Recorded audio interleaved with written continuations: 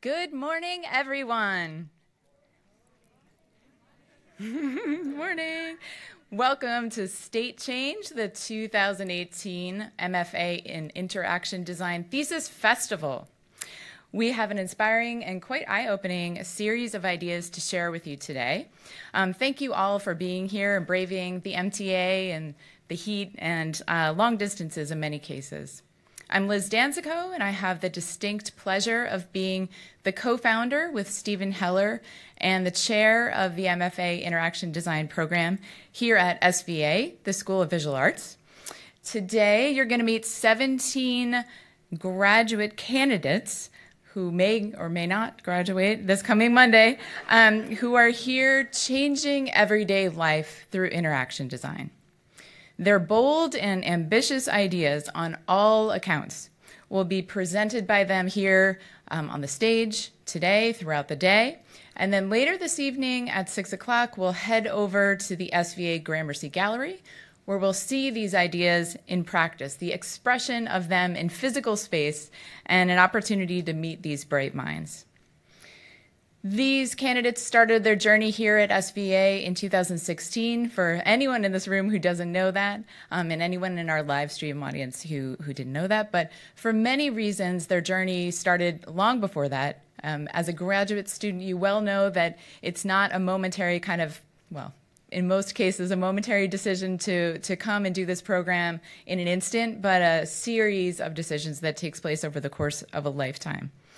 They've come here from many different locations, from India to Taiwan, Lebanon, and more, and with very different backgrounds, from program management to graphic design, visual arts, engineering, and many more. But they all came here with one shared intention, was to figure out this thing called interaction design, see how we can change the world with it, and see how we can make a difference in everyday life. Few words before we kind of dive in. To make state change possible, to make everything that you're going to see and hear and touch and feel today possible, it is the work of almost everyone in this room and many more people. So I just want to share with you who those people are and call them out. First and foremost, Gwendolyn Kurtz. If you have ever had any dealings with this program, either in this room as you came in or any of your history with the department, Gwen is the center of the department's universe. Is that fair to say? And she is our director of operations and many other things. So thank you to Gwen. Wolfgang Gill, who is our senior technology analyst, or the tech guy, as he says, who you've also met this morning. Wolfgang has not only instrumented the digital operations here for today and this evening, but also has been an advisor to almost every student, not just for thesis, but throughout their careers. Jason Raby, who is our special projects coordinator, has been responsible for editorial and social presence, but also has worked long evenings in the gallery space that you'll see later on. And Eric Foreman, thesis faculty, head of innovation and student advisor. He's a multi-hyphenate, and that is as true for his work outside of SVA as it is inside SVA. So he has been behind and working with every student here, both in terms of his teaching, physical computing, but also his guidance across thesis. Just a few more people at SVA at large. I mentioned I'm the co-founder of the program, and Stephen Heller, who is the co-chair of MFA Design here at SVA. He was instrumental in seeing the vision of this thing called interaction design back in 2006 and asked me to start the program, and has been a tireless advocate for the program since. David Rhodes, president of SVA and supporter of this program. David just said the other day that sometimes he gets it right when he talks about interaction design, but nonetheless has been a supporter of this program throughout its time and is excited to see some of the projects today. He'll be here in just a bit. Jeffrey Neeson, our outgoing provost, who tirelessly works with us on operations and support for the students and is kind of infamous for just popping by our department and saying hello. So we appreciate that support. And then as we get sort of broader, our 25 faculty members who take part in our program every year from the first semester to the last semester. thesis advisors, many of whom are watching and in the room right now, and the volunteers who have designed our identity, all the branding and materials that you'll see, and some of the gallery space that you'll see later on. And speaking of that, the SVA Gramercy Gallery has been just tremendous in helping us kind of visualize our experience. So for our part, we've come over here from our studio in Chelsea, here in New York City, to share these presentations with you. Families, partners, colleagues, friends, future employers, and so on here with us today. So we encourage you, as the day goes on with the breaks and with lunch and later on in the gallery, get to know the people in this room, not just the candidates who are presenting their work, but also some of the amazing people who would be coming through here today. Today we expect about 300 people to come in and out of this room. People kind of pick and choose and kind of come and go, but we're going to be seeing a few hundred people as the day goes on. So think here are 300 opportunities to meet new and interesting people and bright minds. And here inside the Beatrice Theater, you're going to see us tell stories, personal narratives, and wait for later on with the outgoing presentations at the gallery. State change. That's what we're here to talk about today. Graduate school here at SVA is actually a study of change. You thought you were coming to study interaction design, but in fact, it is indeed the study of change. This program and the ideas within come very much from the 17 students who are here and everyone that will follow them. And therefore, it's always a process that's in motion. It's never static, and it will change the moment you finish and walk off the stage today and on Monday. But this is just the beginning, as you well know. It's the beginning of that motion. It's the beginning of change. And it's the beginning of our storytelling this morning. So I'd like to welcome Eric Foreman, who's going to talk to you about these thesis presentations and what they've gone through over the past couple of years. For now, thank you. Enjoy the day.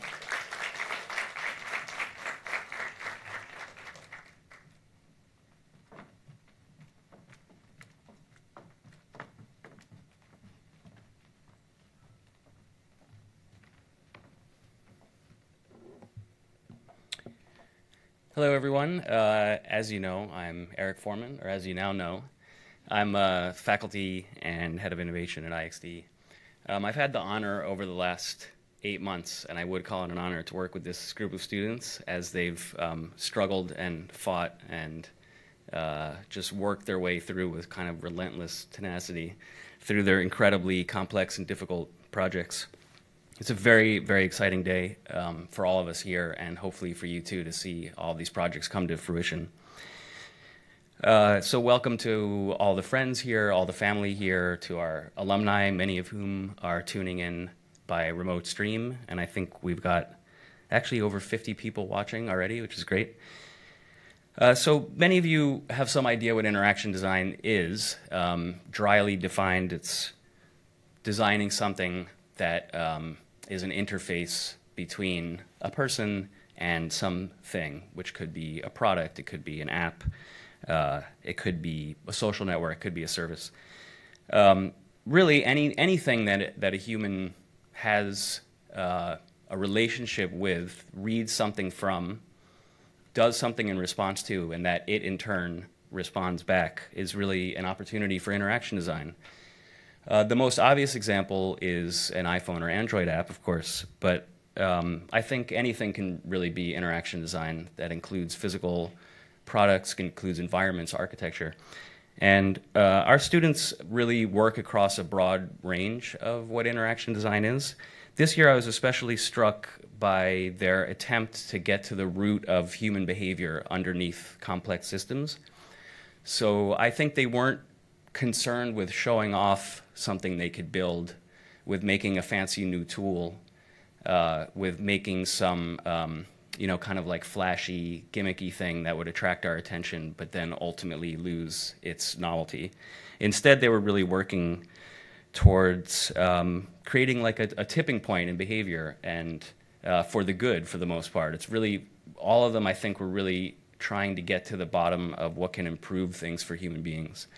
Some of those things were obviously political in nature or practical in nature. Some of them were just about functional elegance. But I think you'll see a huge and exciting variety of the type of things they worked on.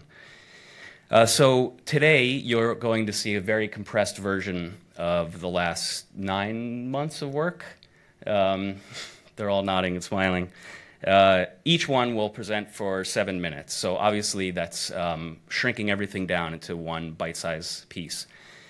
And they're going to give you kind of a high-level view of the overall significance and design features of what they've built, but you'll have a chance later in the day, and I hope you'll join us at the gallery for an exhibition where you can see a lot more detail about what they've made, and also see their process books, which are published artifacts of everything they've worked through to get here. So the day works by having 4 groups of students present. They are in themes: connects, motivates, lunch, intersects, and elevates. And after each one, there's 4 or 5 students, then we'll have a very brief and informal panel discussion on stage where I'll ask them some questions that won't be too hard, don't worry. But I also invite you, if you're in the audience and you have a question, or if you're tuning in remotely and you have a question for one of the presenters, tiny in the corner there is a hashtag you can tweet to, and any good questions that come up, I'll ask them during the Q&A. It's hashtag #TheGraduateShow18 or 18. So let's get started. I think we're all excited for what's going to happen. I'm incredibly proud of all of you already, even though I haven't gotten on stage yet. But so please join me in welcoming the first speaker of our day. Janelle.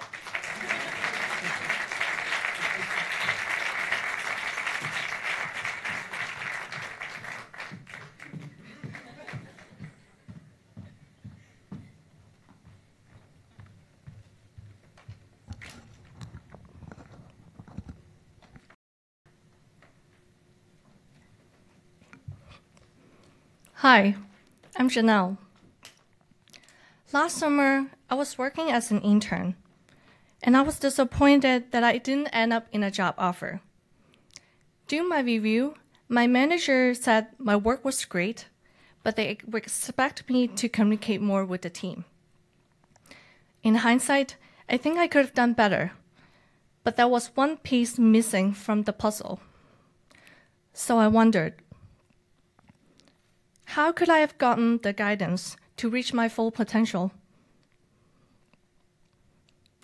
This is my thesis advisor, Shaolin, who's a fellow woman in tech and design. Because of my thesis, I received great mentorship from her, and I couldn't have done it on my own. I realized how important it is to have strong mentorship, whether at school or at work, for anyone to reach their full potential, especially for women in tech. So I thought, how can great mentorship be more accessible to women in the workplace so that they can reach their full potential? Currently, there's a lot of companies offer mentorship programs and resources. After talking to program facilitator, mentors, and mentee, I find that there are challenges. And here's what I found. Oftentimes, there's not enough of mentor in the system, and some mentee don't get a match. People simply don't know they are qualified to be a mentor. So I found that when there's a lack of mentor problem, a program cannot scale, which leads to accessibility problems. And that's why I create Compass.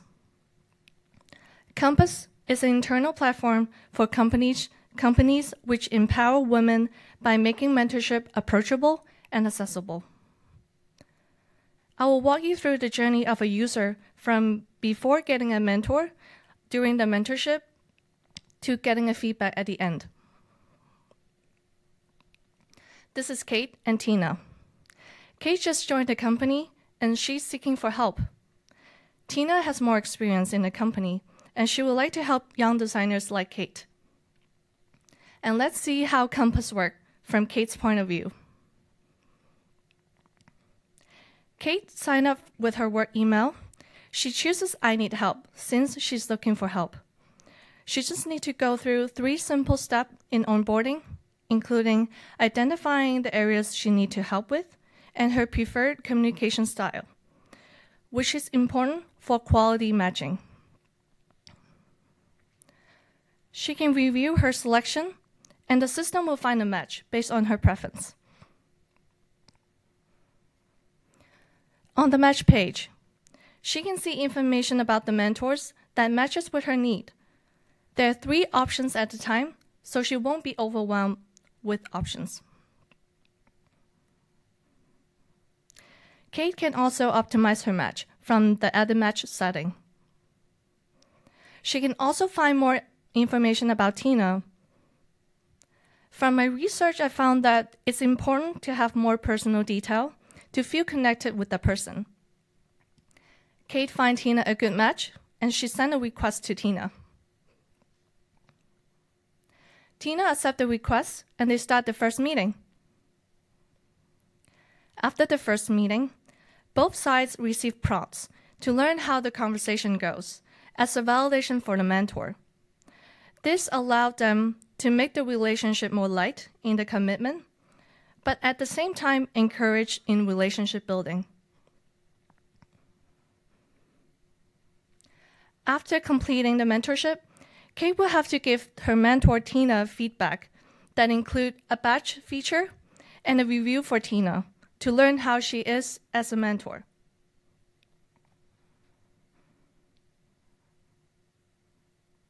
And for Tina, she could recommend Kate in areas that she shows strength in. This is a way to plant a seed for Kate to be a mentor in the future, and it's unique because it helps recruit new mentors on the system. After getting mentorship from more people, she received a recommendation from multiple mentors to offer her expertise in visual design skills.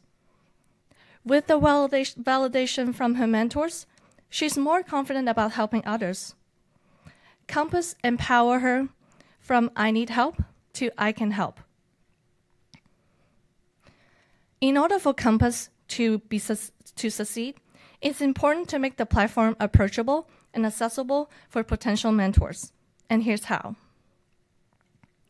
Prompting throughout the conversation to keep the commitment lightweight so that potential mentors can feel more approachable to engage.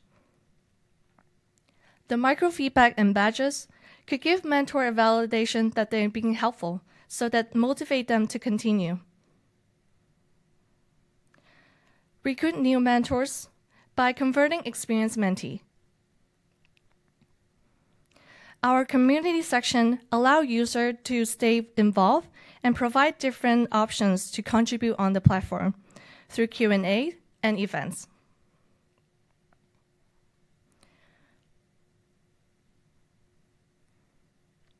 This is a quote from one of the mentors from my mentorship experience in the SVA community. She said that after receiving a thank you message from her mentee about receiving a great job offer, she found rewarding to have helped her mentee, and I believe it's moments like this that keep motivating a person to be a mentor. My experience last summer makes me realize the importance of mentorship. And with Compass, women can empower each other to reach their full potential. I hope I can inspire every one of you to be a mentor in your community, as I believe willingness to help is what makes the community stronger. Thank you.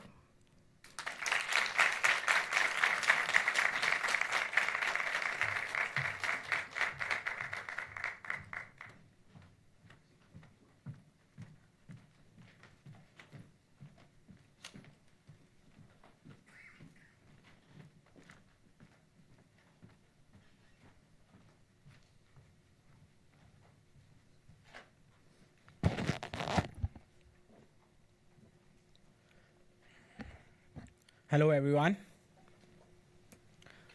Thank you for being here. Designing apps for any website or product is very much like cooking homely meals. My name is Janil. I was born in Mumbai in an extended family. And staying there, I've never had to cook a meal for myself. But when I came here, I had to cook my own meals. To cook food, you need ingredients. But along with those ingredients, you also need a recipe which tells you how to put those ingredients together. And that's when I missed my mom and grandma the most. So eventually, I've either had to call them or start Googling to find the right recipe. Well, I'm not here to talk about my recently developed cooking skills, but I want to tell you what I've learned. Just like it is important for the meals that you cook to taste just like the ones your mom makes, it is important for the apps that we design to look and feel consistent across devices like smartphones and tablets and platforms like Android and iOS. But what will happen if they are inconsistent? Here we have two colors, a primary color and a secondary color. On the right, we can see what an incorrect use of these combinations can look like. Like in the first one, the accent color for the text is very hard to read, the pink color that's over here. And in the second image, which is on the bottom, you can see how the plus button is really hard to distinguish as compared to the header. This is not how the designer had originally designed it. Such design decisions can be governed if there is a documentation available for both the designer and the developer so that the final result looks the way the designer actually intended it. In order to stay effective and productive across teams, platforms, and devices, systematic design and development is necessary. UI libraries and style guides are a great step towards keeping everything aligned. But how can this style guide be a maintainable and useful resource rather than a distraction? That's when Doction comes in. It is a tool for designers who want to document their design system and create dynamic style guides for their digital products. Just like you need a recipe to turn your ingredients into a good meal, it is important for you to have a documentation to create good interfaces. Doction integrates with design tools, hence making collaboration between designers and developers much seamless. Currently, most designers who don't have enough time end up using Google Docs and Dropbox Paper because it makes them feel most convenient, but this method is very inefficient. Let's look at a hypothetical situation.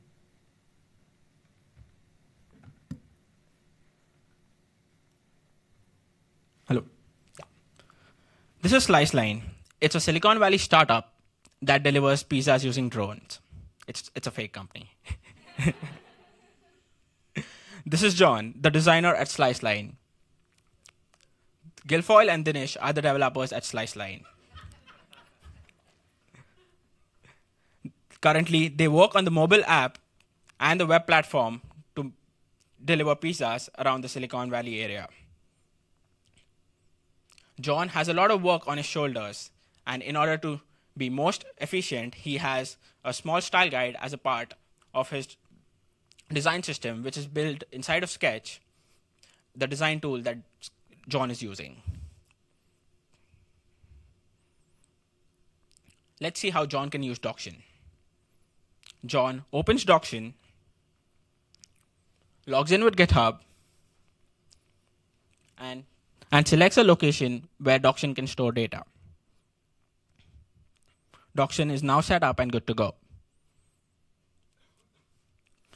The first thing that John does is customize Doction by changing the logo, giving a name for his design system, and making some simple edits to the landing page.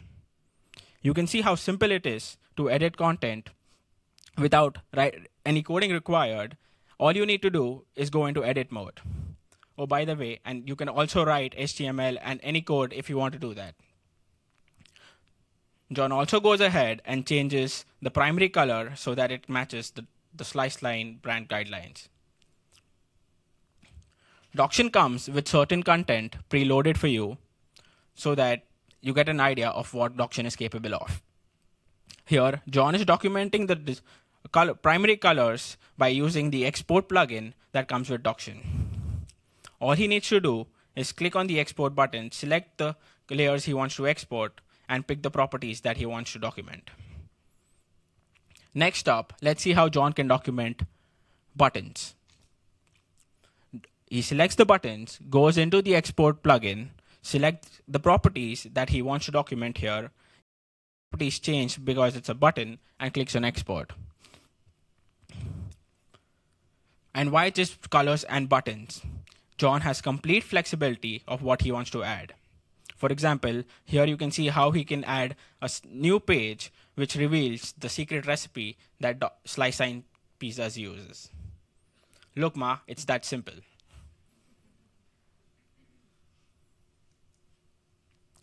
Just like a good recipe is a key to good meal, Doction is the key to documenting design systems that result in good interfaces and hence happy users. Thank you.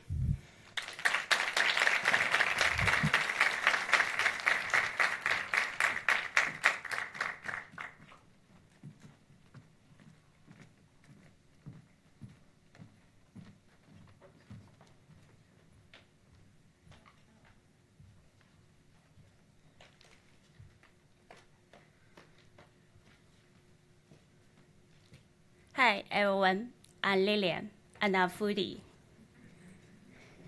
When I first came to New York City 2 years ago, I was very curious. There were so many food choices defining New York City as a melting pot of different cultures. However, what was authentic New York cuisine and where was it to be found? Food experience have become an important element in tourism. Local cuisine is an essential part of a traveler's experience. Eating authentic local cuisine is one way to understand the culture, heritage, and people of a region. In China, each geographic area has a distinct style of cuisine. For example, fish can be cooked in different ways, representing different traditions in different regions. Shanghai smoked fish is a must-have traditional Shanghainese dish for Chinese New Year.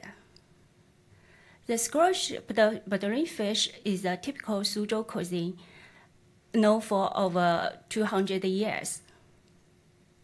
Sichuan boiled fish originates in Chongqing. When foodies visit China, it's difficult for them to find authentic local food because they are not familiar with the local custom. Most are not able to speak Chinese and cannot understand the local menus. Many small but amazing local restaurants are hidden away and difficult for tourists to find, especially in rural areas.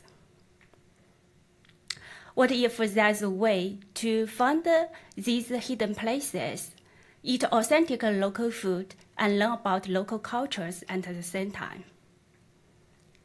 Introducing Local Voice.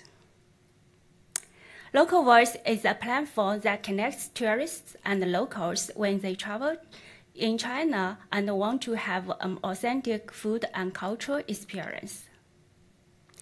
Let's meet Feng and Jessica and see how Local Voice works.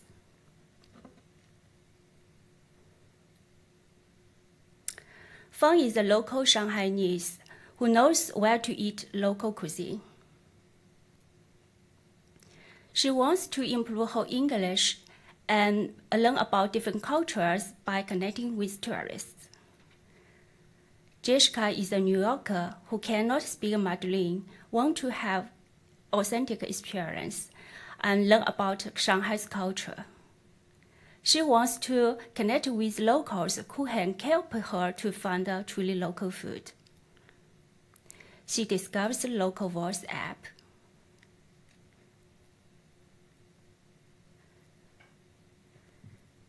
She hits the locating current location button,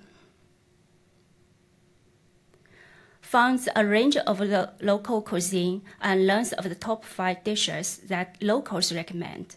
It gives Jessica a sense of what locals like to eat on most days. She is interested in for happiness Khao Fu that she had never seen before.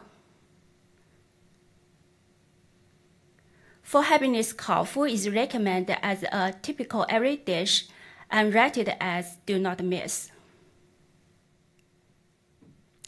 Jessica has found locals to learn of local who want to share for happiness Khao Fu and know where to find it.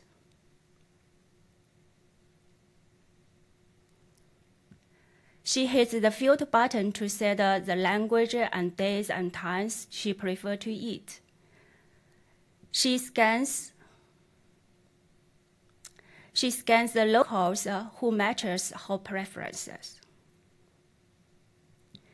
Jessica then scans a brief description of the experience that is provided by locals. She first describes and scans her profile and reviews feedback from other tourists. She views photos of a restaurant is full of history.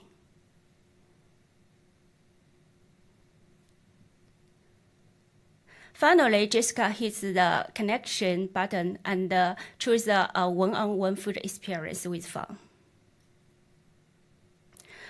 Once Fang accepts, Local Voice shows the upcoming connection between them. Fang meets Jessica in Shanghai. They stroll through a laneway. Fang introduces the neighborhoods and restaurants that Jessica will not find on her own. Fang gives valuable tips about traveling in the areas, and they share their cultures while eating local cuisine. How do you imagine eating with strangers? You might be thinking that eating with the stranger could be awkward. Actually, it's not true. Let me share you my experience. It was a small day, but it didn't stop 2 strangers from sharing Shanghainese food. This is Robin, a professor from Columbia University with his daughter Evan. He's a foodie, interested in learning Chinese culture and wanted to learn more about Shanghai, the food from Shanghai. We met at my recommended Shanghai restaurant. He told me his travels and stories, which helped me understand the difference and the similarities between your city and Shanghai. He was very curious which dishes on the menu were traditional and important for Shanghai's culture. I told him that Yiduxian was one of the dishes that we have cooked at home for nearly 200 years. He had never tasted anything like this, and he told me that it was fascinating and delicious. Sharing food and culture was magnificent, was magical. I want to bring similar experience to everyone. There are many such tours already out there to find places to eat, but none of them to offer the real connection with locals and do not bring people together to share cultures. They cannot make traditional regional cuisine for tourists who cannot speak Chinese, and nor can they facilitate access to the local restaurants that cannot be found online. Many apps are beginning to add food experience. However, food tours are limited to English and Chinese tourists.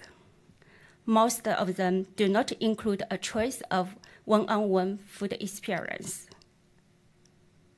Additionally, the price for food tour is more than triple the price of an average meal. There is no viable and affordable way to learn local cuisine and to build knowledge about local culture. Connect people from various cultural backgrounds and bonding over food is powerful. I have made friends from all over the world through such experience. Local words can make magical experience more accessible to people while traveling in China. Thank you.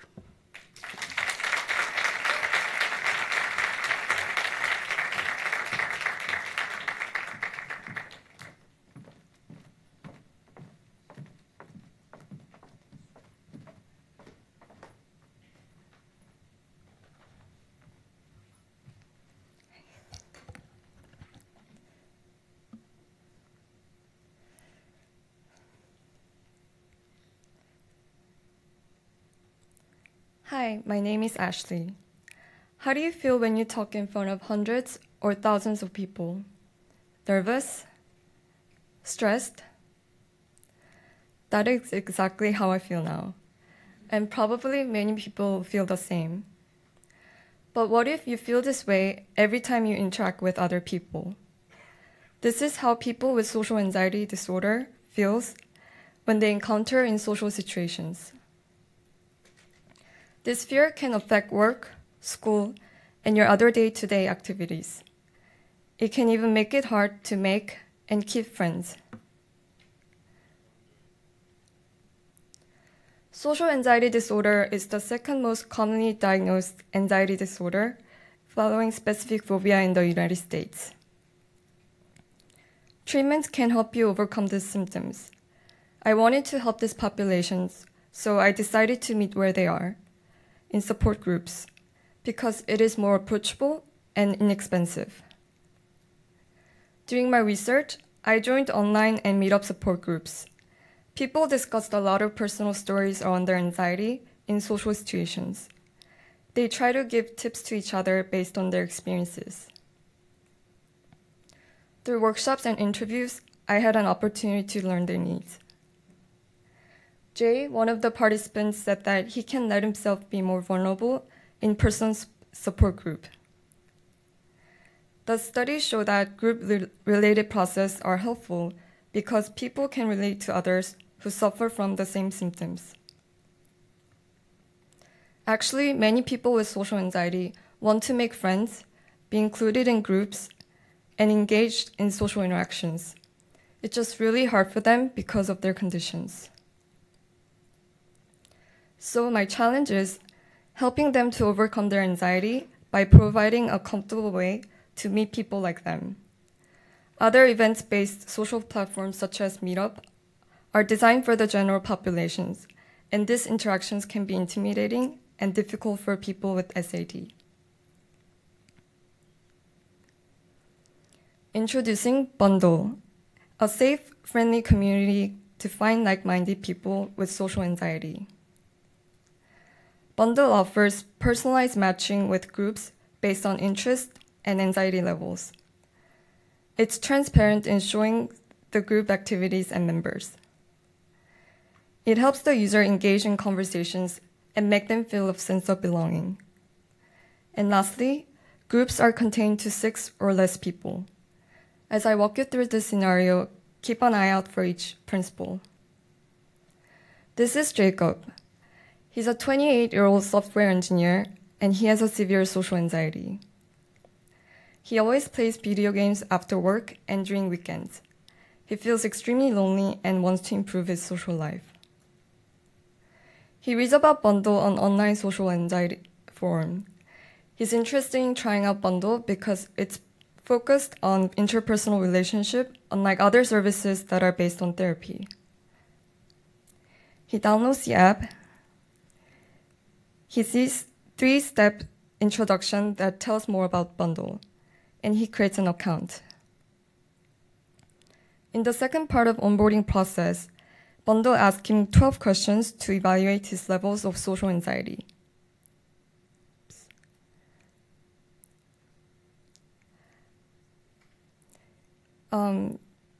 By making a facial expression slider, he doesn't feel like there's a negative implications about his feelings. This test will help Bundle to understand Jacob's levels of anxiety and match with the right group.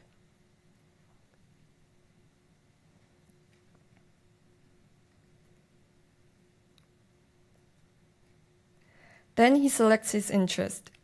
Choosing an activity he likes helps him be more exciting and less nervous when going to the event.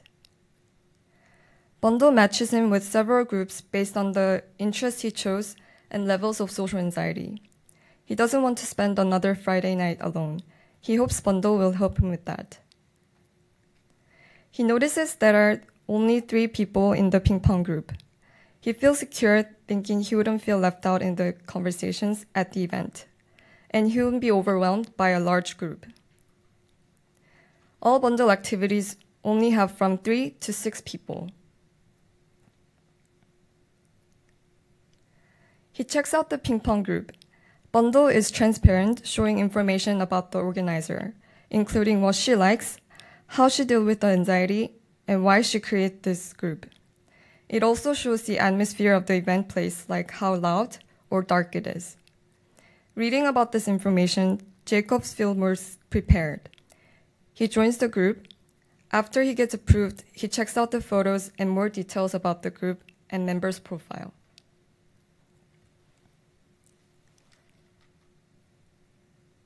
He's invited to the chat group. Bundle encourages him to initiate the conversation. After he waves to the group, Lin, the organizer, and other group members welcome him. On Friday, Jacob gets a notification from Bundle. It reminds him that there's a ping pong event tonight. On his way to ping pong outing, Bundle shares conversation starters for each member. These cards help him to soothe his anxiety by practicing a deep breath exercise, knowing more about the conversation guide, the space, and attending members. When he meets Lin and Taiga, he feels familiar because of the tips from Bundle. He gets into conversation quickly, and he has a great time. A day after, Bundle follows up with questions about the group. Since he enjoyed playing ping pong with them, he taps on the smile icon and continues answering the short survey. Also on his profile, he can keep track of the attendance, manage his interest, and join groups. He feels connected to Lin and Taiga, and he can't wait till the next meetup. Overall, I believe Bundle will provide better community for people with social anxiety.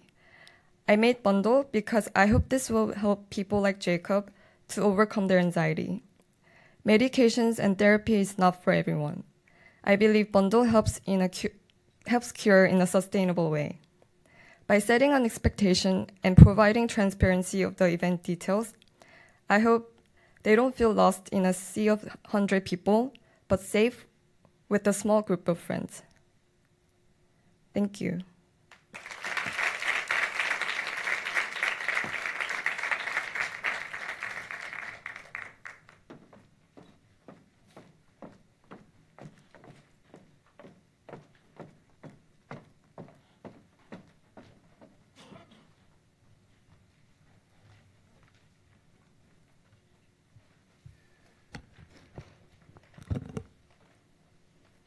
Hi, I'm Katerina.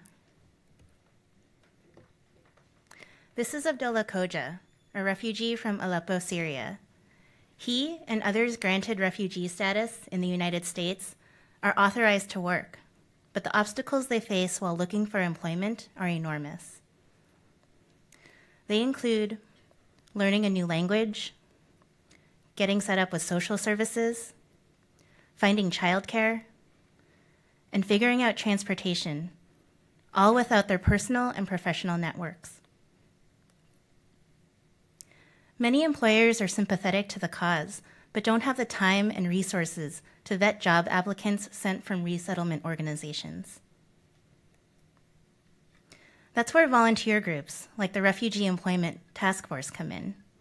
They're a group of about a dozen volunteers established by a member of an Upper West Side synagogue. Now a mix of synagogue members and non-members, they help refugees find jobs by leveraging their own networks and experience.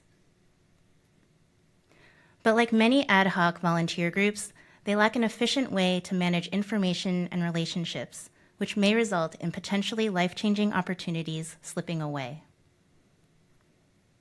Here's how this particular group works. Volunteers get matched with refugees at their monthly meeting. Then the volunteer meets with the refugee to learn about her past experience and the types of jobs she might be ready for. They use a questionnaire to guide the meeting, which currently exists on a shared Google Drive.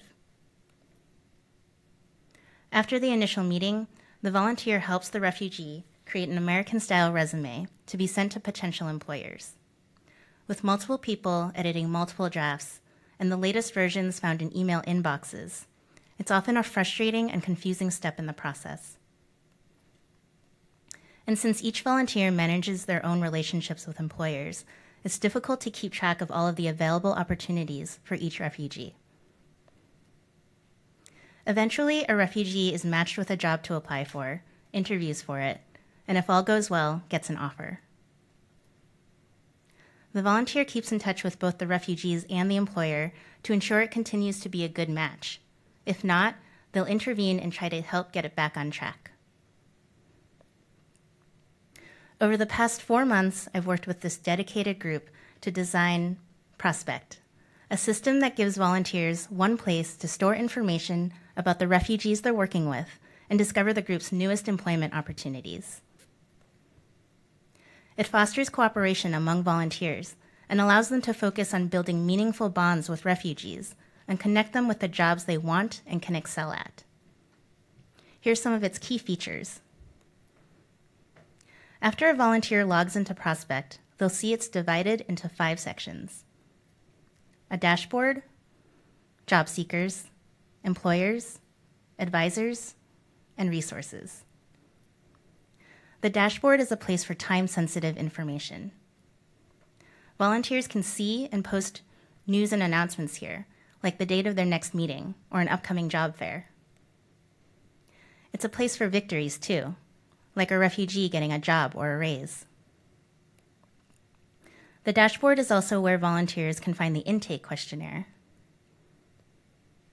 The questionnaire guides the initial meeting and includes an advisor reflection designed to give volunteers a few minutes to debrief after the meeting while it's still fresh in their minds.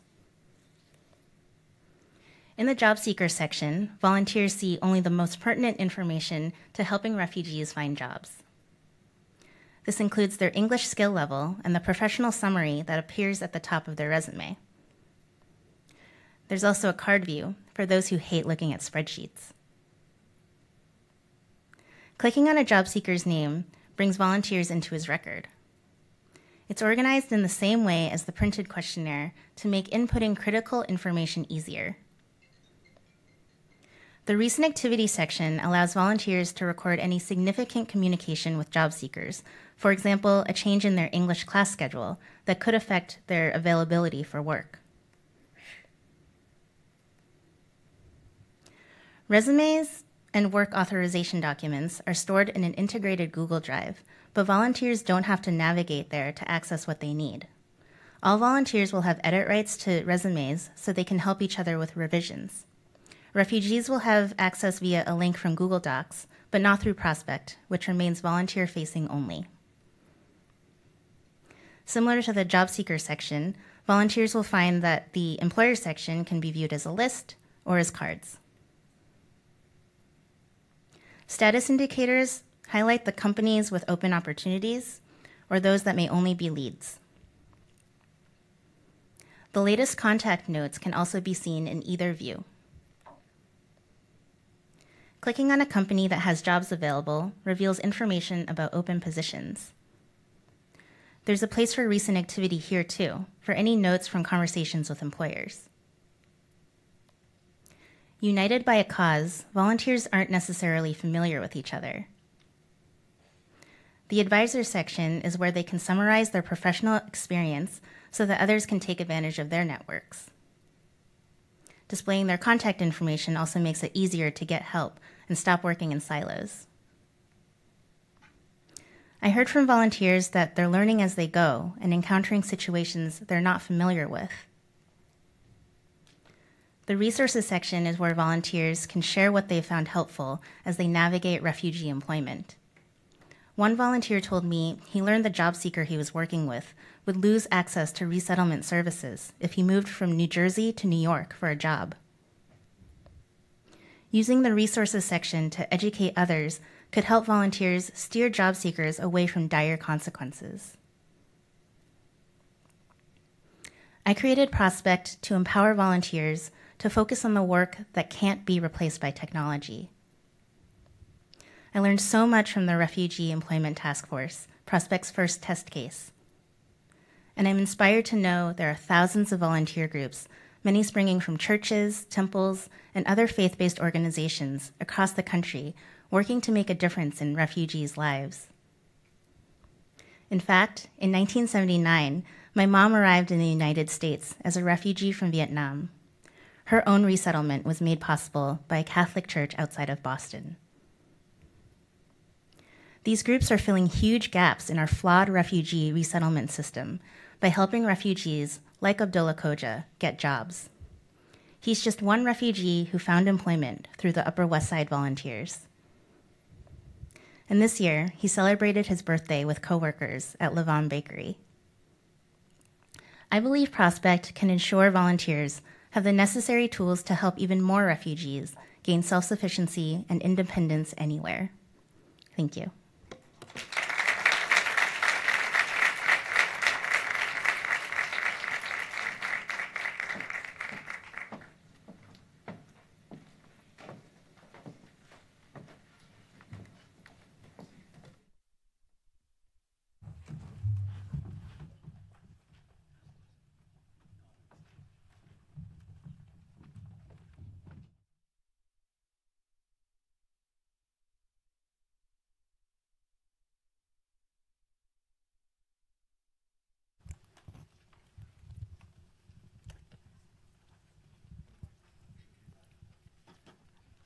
Incredible job, everybody. I think we should give a round of applause to our first group.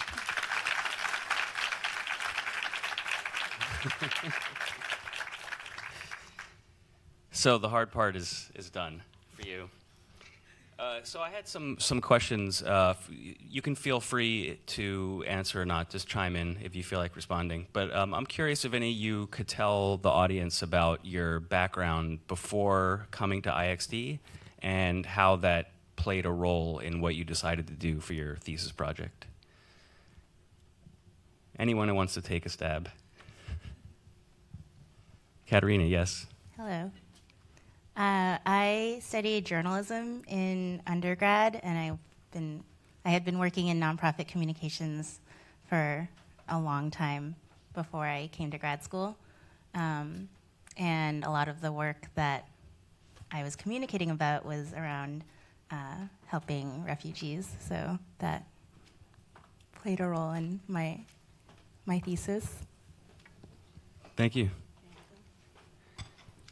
Lillian, yes.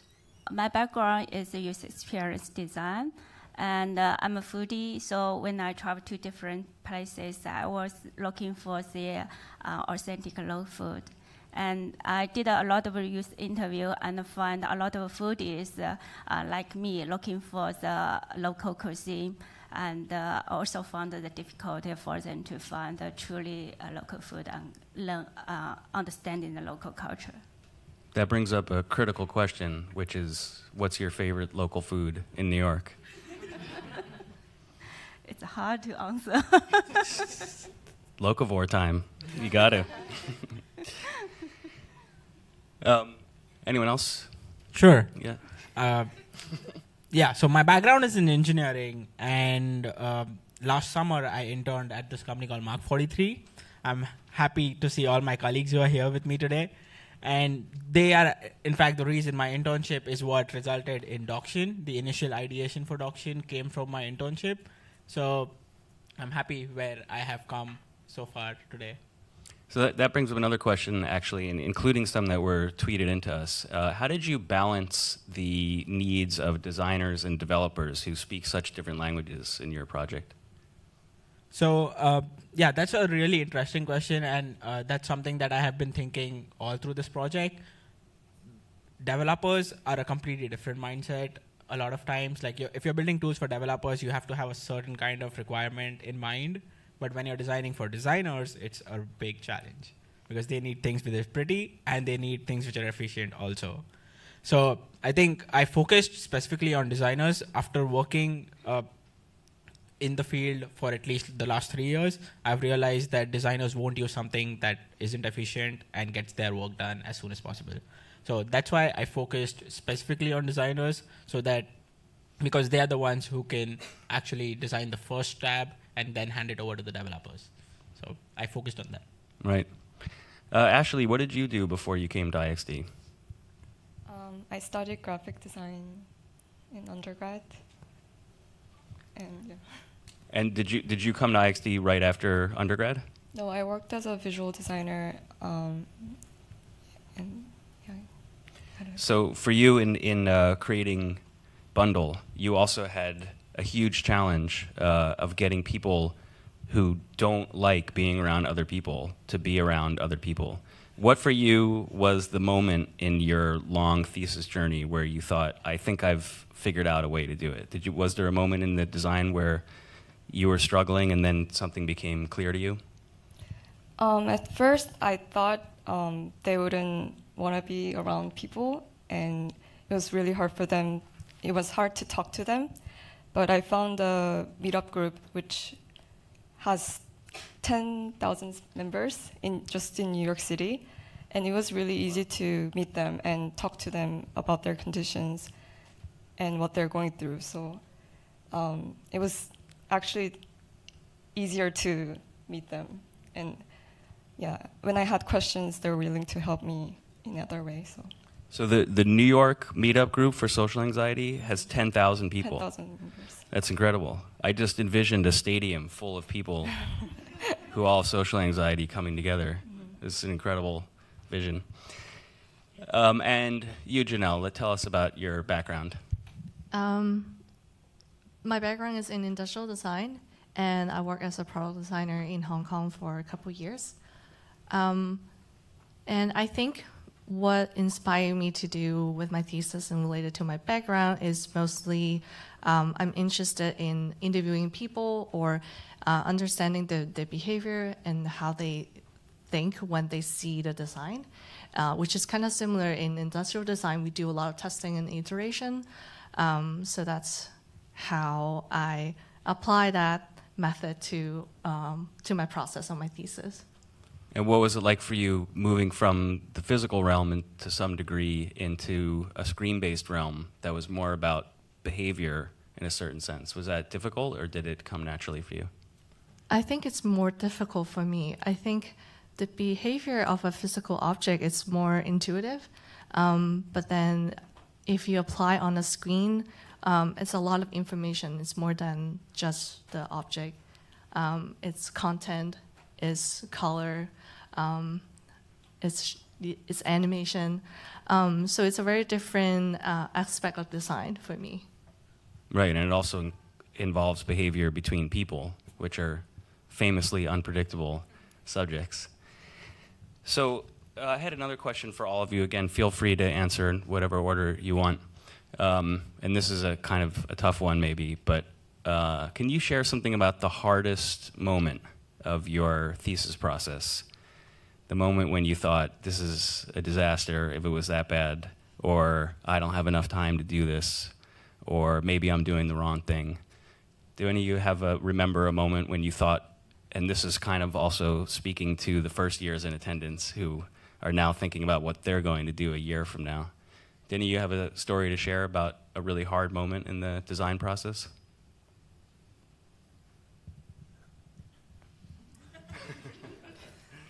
There's so many hard moments. But one thing that surprised me is at the beginning, I remember I wrote, I don't want to design just an app, but I end up just designing just an app because that's a lot of time. And I try to force to design something physical, but I don't think that will work. So that surprised me at the end. Katerina? I guess I started working on the refugee issue in my first year and spent the summer in Lebanon working on it too. And so a lot of my contacts were overseas when I started, and it was really important to me to design something that could really be helpful. And so just with contacting people who were overseas pretty much all of first semester, I was really worried that that just wouldn't work out. So I'm glad I found this Upper West Side group that made it much more easy to collaborate. And How did you find that group? actually through an old coworker who is the chair of a group that's based at a church in the Upper West Side, and they work with this group that's based at this synagogue. So there's a whole network of people helping. Thanks. Anyone else? Go for it. I think for me, think about solutions that will be really helpful and also can solve the problem better. Comparing to existing solution is difficult. So at beginning, I think about like sharing meals with stranger. Does it work? And I just doubt it. But why I think about it, because I think currently it already has solution to allow people to share their private space with strangers. Why cannot people share the meal with strangers in public space? So I did the interview and also run the test by using myself, meet with the people and see it works. And I found the experience I got, and I found it gives much confident, people really want to share their experience and learn about each cultures and food. So yeah, I validated it. It's great. Yeah, well, it's quite normal to be worried about that or to be skeptical of it. And in the Airbnb example, is famous for many venture capitalists hearing about it and saying, this is a terrible idea. No one's going to let a stranger into their house. But it turns out that people do want to share and they can trust each other. And it makes even more sense for food, actually, than a house, because it's in a public space, as you say. And the awkwardness of the first conversation is so much less because you have food to talk about, which is the common thing between all people. So it's a beautiful idea. We have actually lots of great tweeted questions, but I'm gonna save them for time purposes. But I want to give another round of applause to our first amazing group. Congratulations. And let's start with our second group.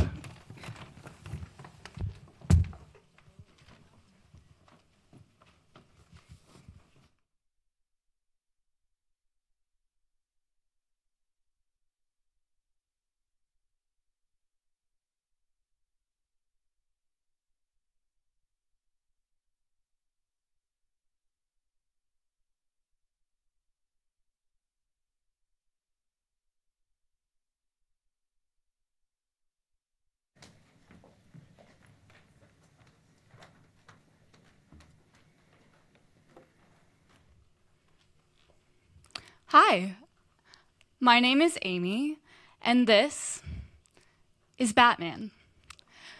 Batman is a superhero who isn't really superhuman. Instead, he uses his skills, knowledge, and tools to fight for justice. As kids, and let's be honest, as adults too, we all want to be heroes, but we often have trouble turning our thoughts into action. Over the last year, I've talked to a lot of amazing young people who are doing just that, and I consider them to be real-life heroes. You might have heard of the March for Our Lives last month, but this is just one example of the amazing ways young people are organizing across the country.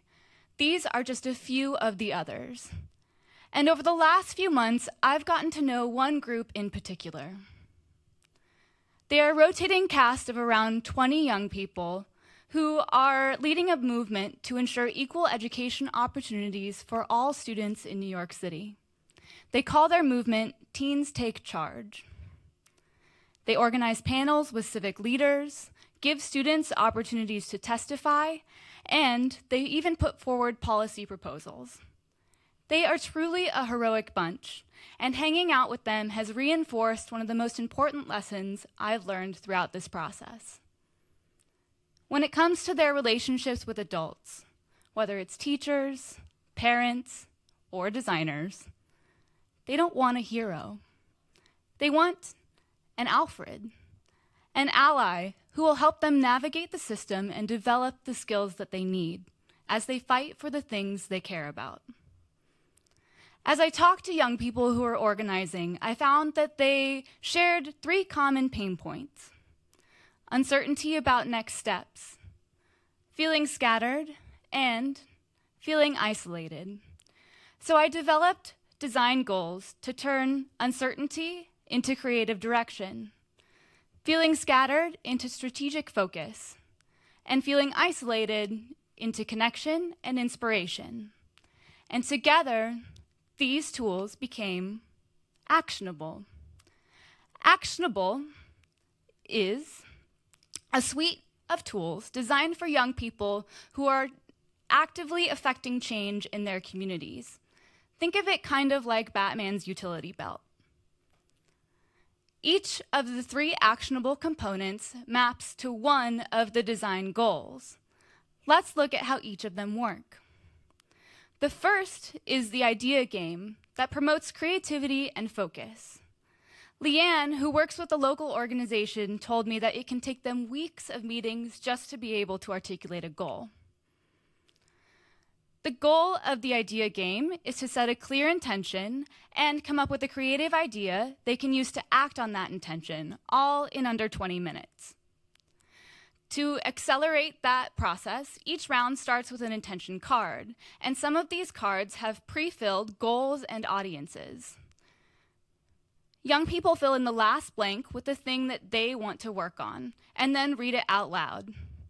We want to create empathy with community influencers about the unfair high school application process in New York City. Then they randomly choose a tool card, and each player has 3 minutes to come up with an idea of how they could use that tool to achieve that intention. For example, Dean came up with the idea of creating a magazine that would feature the stories of students from across the city and show just how different their experiences really are. When time is up, all players share the ideas that they came up with, and they choose one that they want to move forward with. The next tool is made up of 2 components, the game plan and the pitch plan.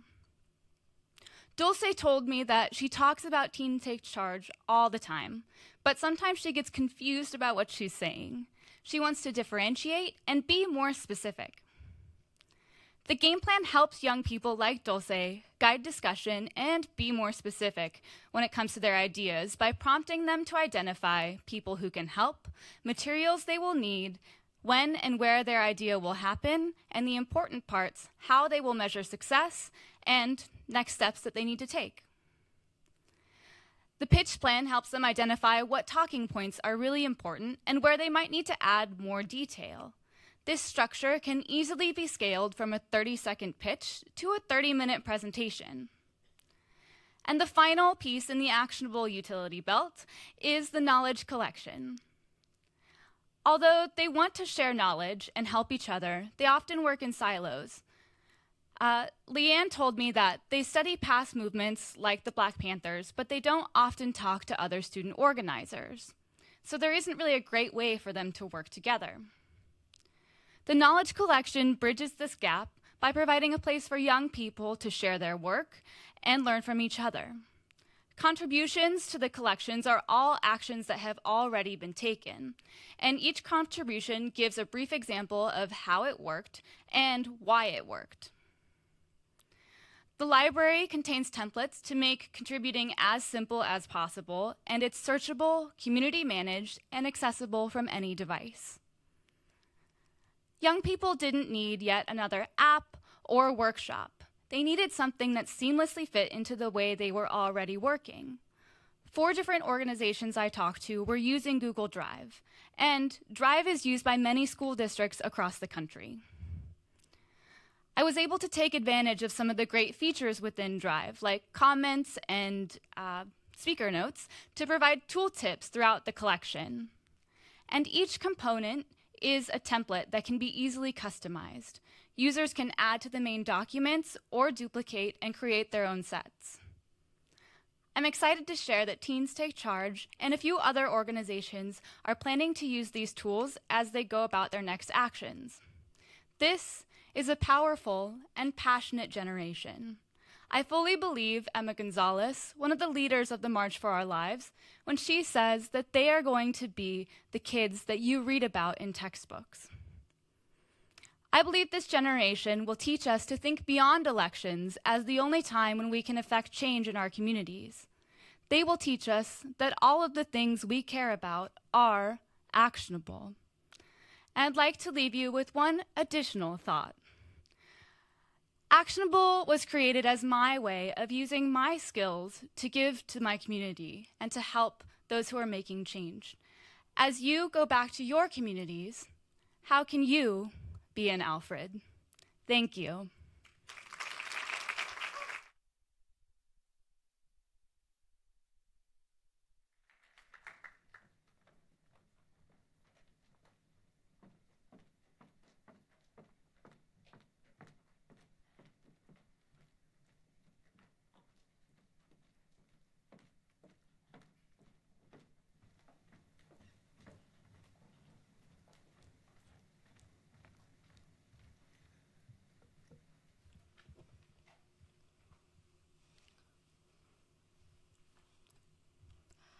Hello, I'm Ning. I'm a world traveler and I love to make difference. I have traveled and worked as organic farmer in Nice and teaching assistant in Cape Town, South Africa, 5 years ago.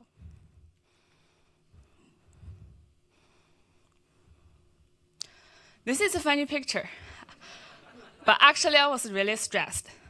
The park staff put me on the spot without any preparation. Suddenly, I was freaked out.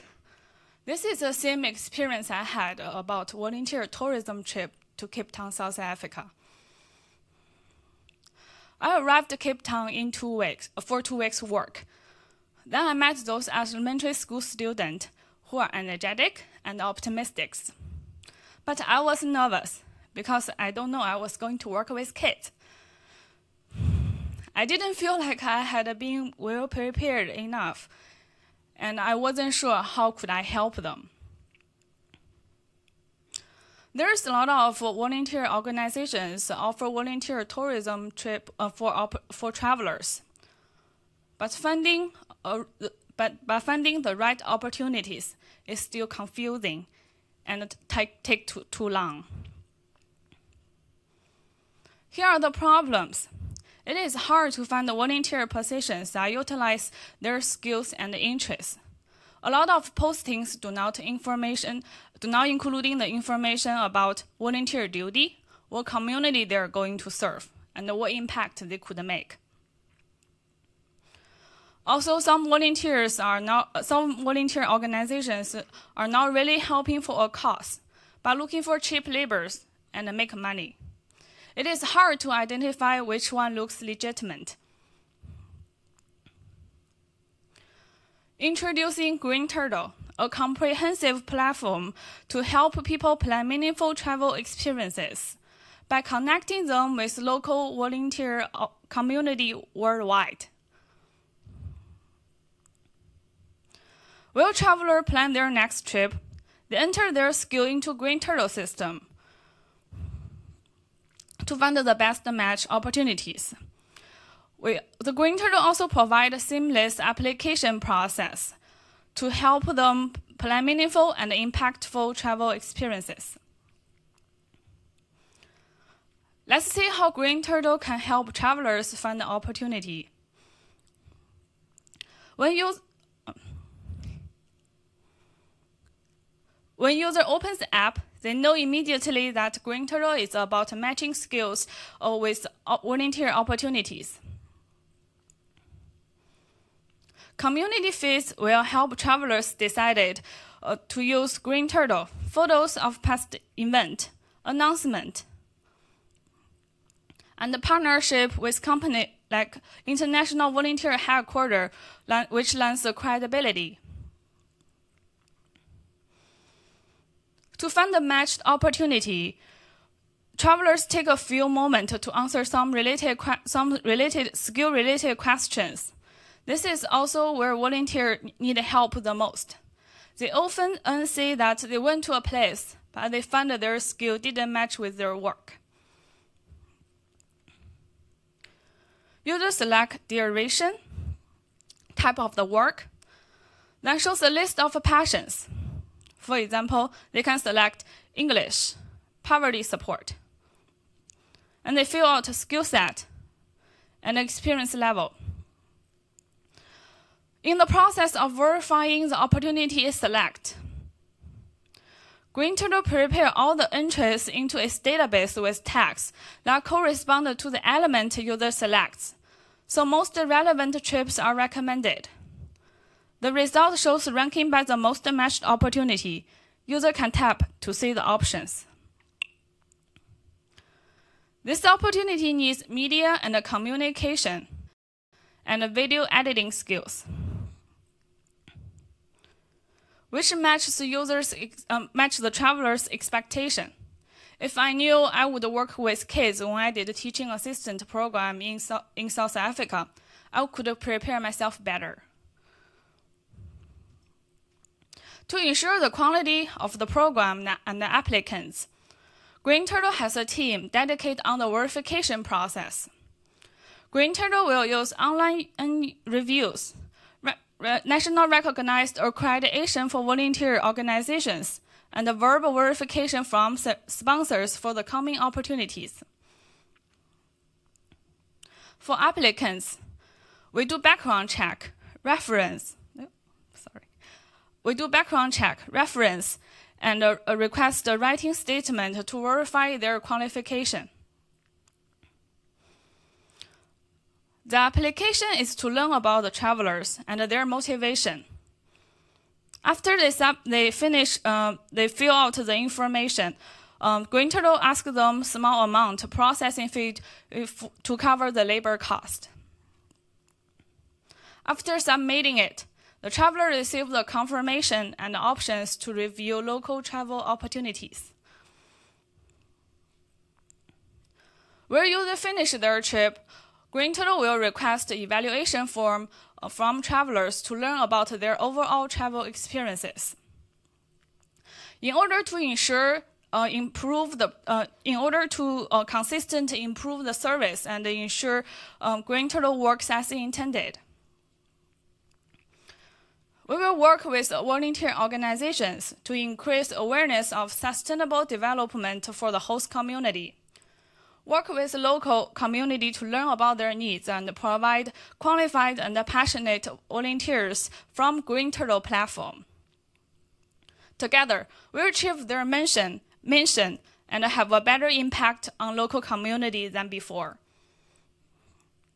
Working collaboratively with local community can broaden and enhance our perspective, both as travelers and human beings.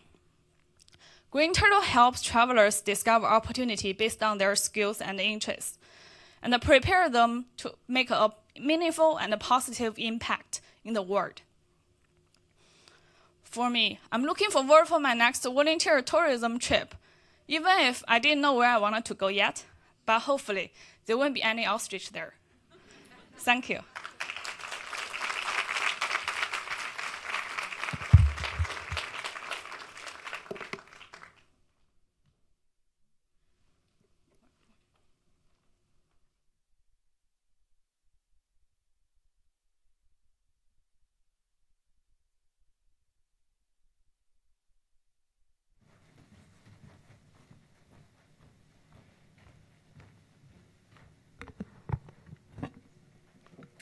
Hello. My name is Amsha, and I have been really lucky. It's because I grew up in a home where we didn't use disposable objects like plastic containers or paper towels. But when I moved to New York, things changed. Living alone and being busy with grad school made me choose convenience over the habits that I'd grown up with. And a year into grad school, this is the amount of trash I was producing in a day sometimes. Meanwhile, there are people like Bia Johnson, and what you see in her hand is the amount of trash she produced in 5 years. That's my one day versus her 5 years. Ever since I compared this, I've had this unsettling feeling. What happened to the person I used to be? So I started taking these small experiments to see if I could change. I started carrying reusable objects in my bag. But more importantly, I started tracking my trash. And what I realized was being hyper-aware of my actions all the time is the only way I could change. But that's not easy. And I know that I'm not alone in this. Only 21.4% of America currently recycles, let alone compost. And my research suggests that while people understand the benefits, it's actually two different barriers that come in their way. Lack of knowledge. People get confused between different objects and bins. They don't realize what goes in what bin. And lack of convenience. You may think this is laziness, but it's a lot more than that. People forget to grasp the consequences of their individual actions on the planet. I had a really hard time getting back on track. But what about people who were never taught these to begin with? Now more than ever, we need a change. But where do we start? Behavioral science studies suggest that starting young is the answer. It's the time when kids start absorbing knowledge very fast and also start forming permanent routines, which can last for a lifetime. So who's going to save the world? Hey kids, it's Penguin. Penguin is an interactive toy that teaches kids aged 6 to 10 on how to sort and reduce their trash. And in the long run, Penguin makes sure that this becomes a habit. Now let's talk about the setup. Penguin comes with a compact waste unit which contains 4 clearly color-coded bins. There's one for metal, plastic, and glass recycling, one for composting, where food waste goes. The third one is for trash that goes in the landfill. And the fourth one is for paper and cardboard recycling.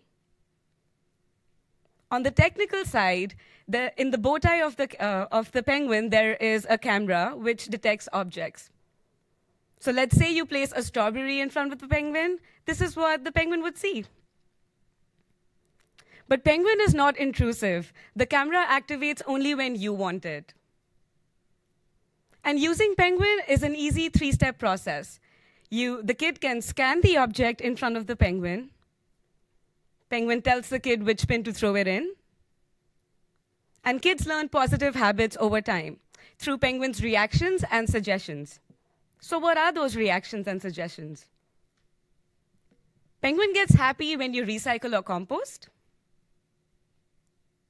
And Penguin gets really sad when you throw something in the trash. How would a kid enjoy Penguin? To activate it, you say, "Hey, Penguin." Place an object in front of it. Glass bottle. Throw it in the blue recycling bin. The light of the bin also lights up.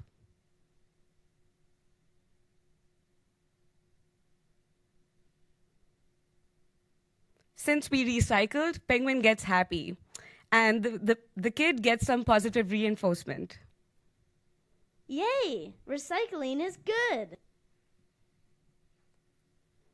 But what if you threw it in the wrong bin? There's no need to worry. Penguin takes care of it. Oh no, you threw it in the wrong bin.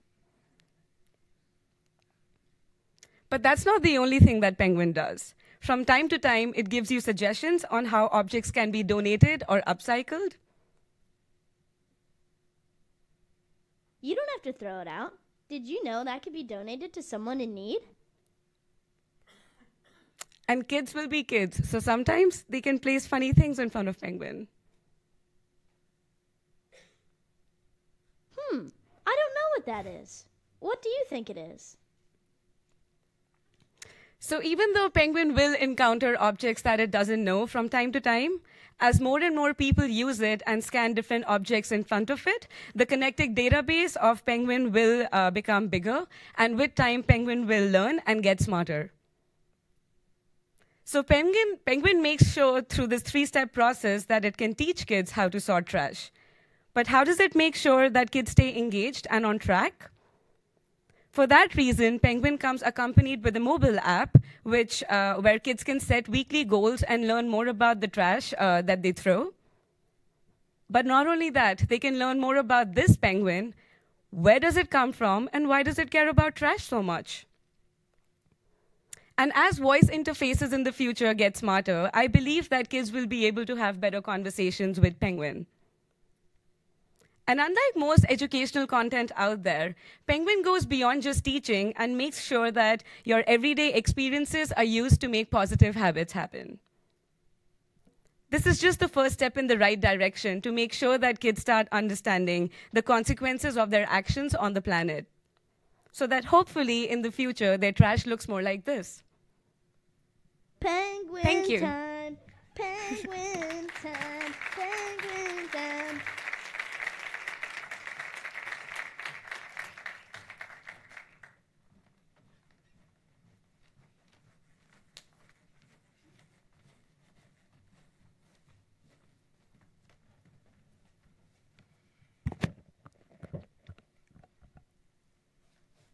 Hello, I'm Kinjal.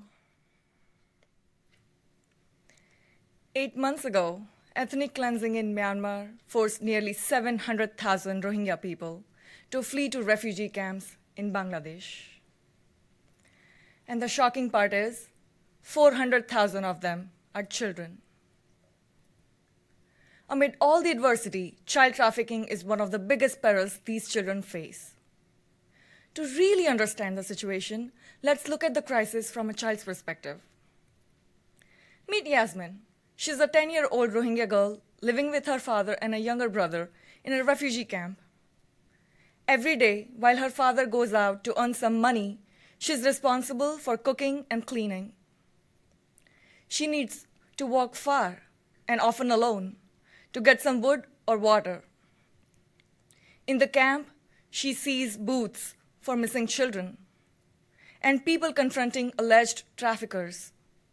The chaos adds to her fears. Time to time, she also hears public announcements to be careful.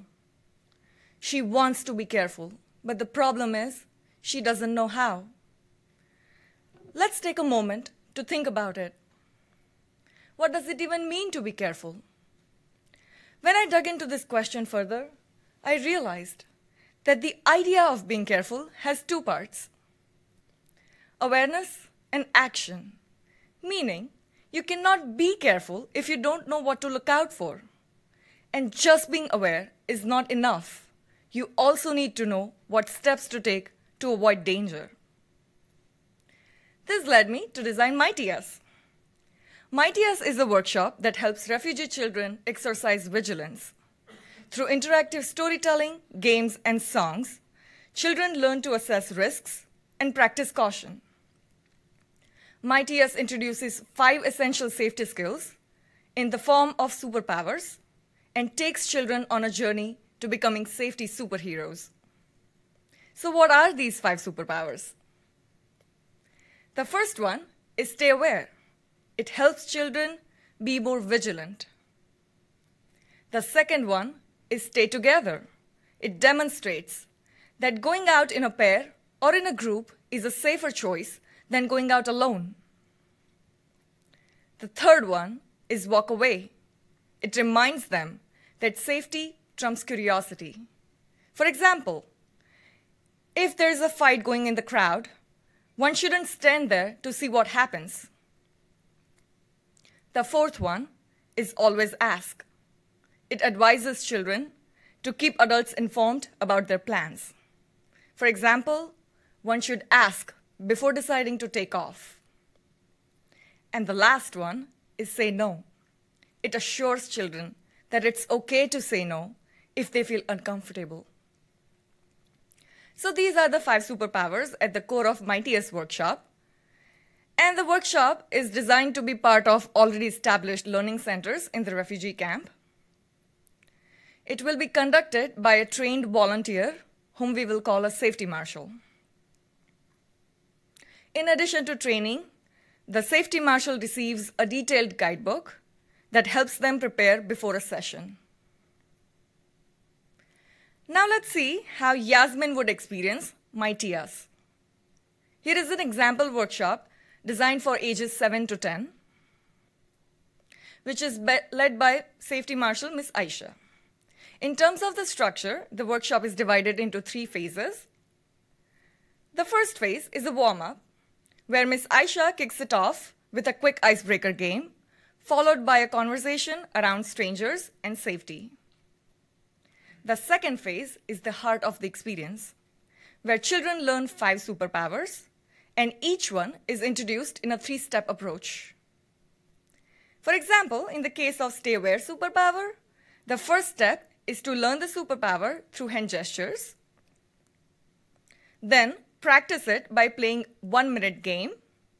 In this case, the game involves going around the room and observing every little detail. Ms. Aisha would later ask children to spot those details. And the third step, to use it in a realistic scenario through a guided conversation. After learning all 5 superpowers in this 3-step approach, it's time for a cool down. The last phase is a clapping game, which serves as a takeaway. The song in the game renders different scenarios and shows how to use the superpower. So, how did I reach here?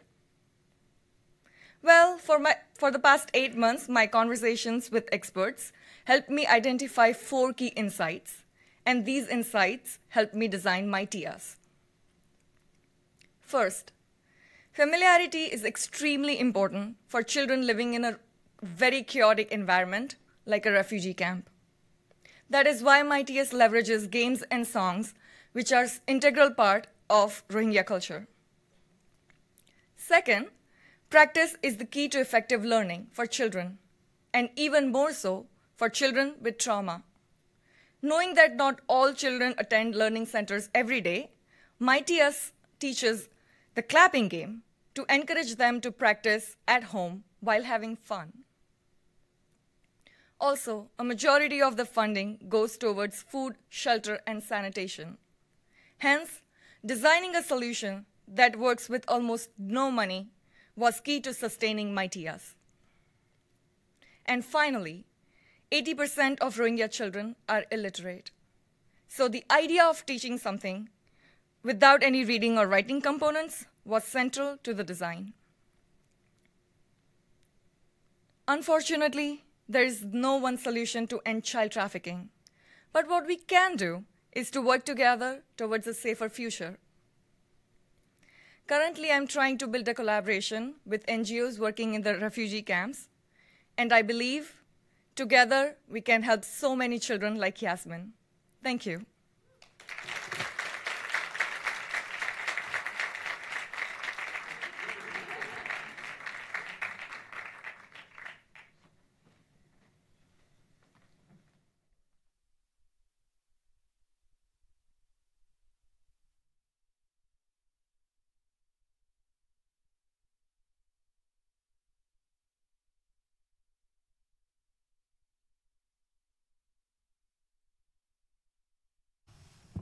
Yes. Incredible work from all of you. I want to open with a question from one of your now fellow alumni, from Sabha Singh. She asked, and this is, again, any of you can choose to answer as you feel. Her question is, did your project turn out how you envisioned it in the beginning, or was it very different from how you thought it would be in the beginning? I can answer. My project is very different than I thought it would be. I started out with a workshop, and then I changed to doing more curriculum-style things, and I in no way thought that I would end up designing using Google Drive, but that's what made sense for the people that I ended up working with. And the other major pivot I made was designing for adults who are working with students to actually putting students or young people in the driver's seat and making them the focus, empowering them instead of empowering adults. So, and that was a really key moment for your project, especially to realize that you can go directly to the kids, and they as they are proving right now, they don't need adults in many cases. Absolutely, it was a huge pivot to go to view adults as, you know, the ones that were guiding and kind of being the heroes, so to say, to actually realizing that the kids are already out there doing this work. They don't need adults to tell them what to do. They just need a little bit of assistance learning the best ways to do things and to navigate the spaces that they're not familiar with yet. Cool, thanks. Yeah, similar to her, I never thought that I would be designing for kids, first of all. And coming from an engineering and advertising background, I never thought I'd be making a physical product.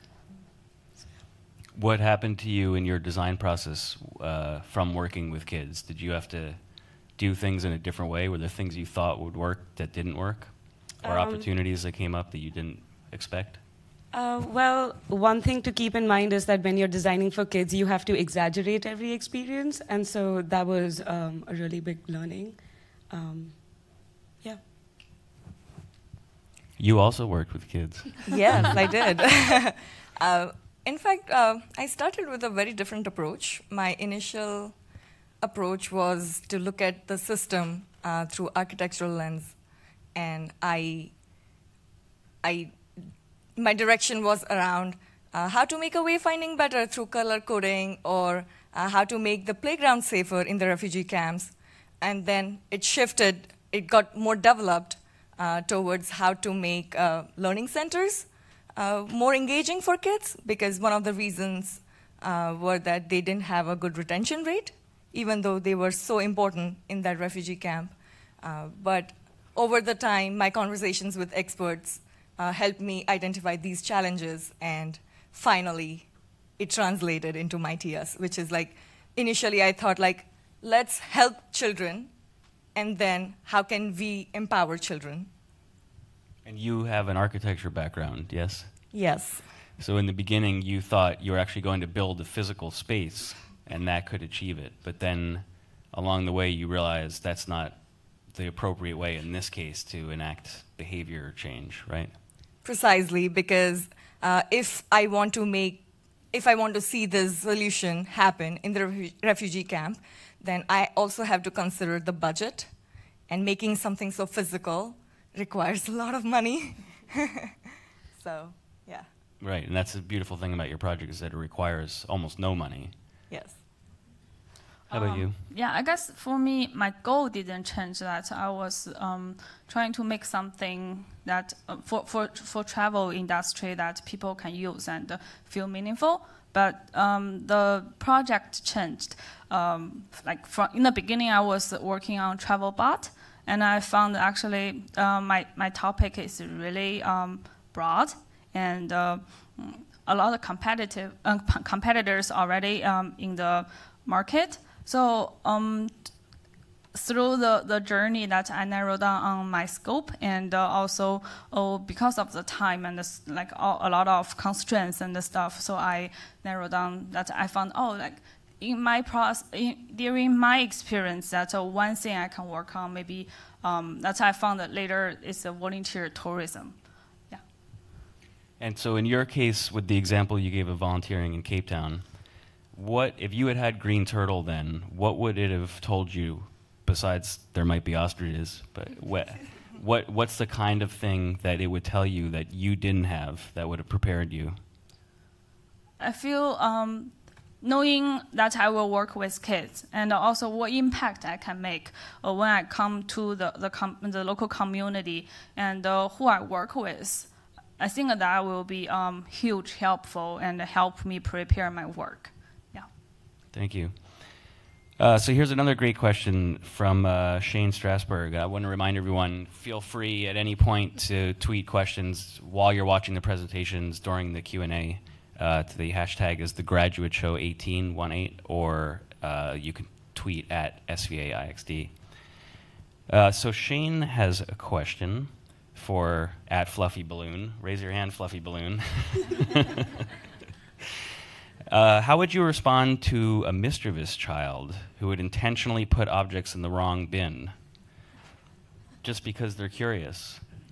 They can be curious for a while, but Penguin will get really sad. And through my research, I found that even though they knew that Penguin wasn't real, they got really sad when Penguin was sad. And they said boo trash a lot of times. So I'm going to leverage that. Yeah, initially they would experiment and they would try to get different reactions out of Penguin, but I'm thinking long term. Right, and we saw in your process you actually had some videos of user testing you did with kids who kind of identified with and empathized with the Penguin character right away, which is, I guess, why you chose a living character, right? Yeah, they wanted to have conversations with Penguin and they wanted to know more about Penguin. That's why the later part of it got added about the app and voice interface. Okay, so here's another hard question for all of you. And this is inspired by another question tweeted to us.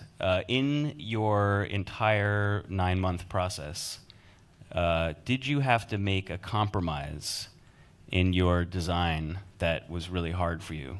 Something that you thought had to be part of it but couldn't fit for some reason, or an approach that you thought would work that you were holding on to but was just not the right thing?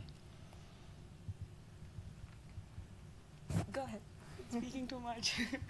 I wanted to tackle adults and kids both, but I had to narrow it down to kids specifically, which was really hard for me to do because I think adults are equally responsible, if not more, for how the state is of our planet. So I wanted to change their behavior, which is harder, but I wanted to do it through kids. So, yeah. For me, I was initially wanted to focus all the travelers, like really ambitious, and then I found that it's actually really like. There's a lot of different kind of travelers. People have different behaviors. So if I want to do that, that's maybe not 9 months project. It will be like a 9-year project. Yeah.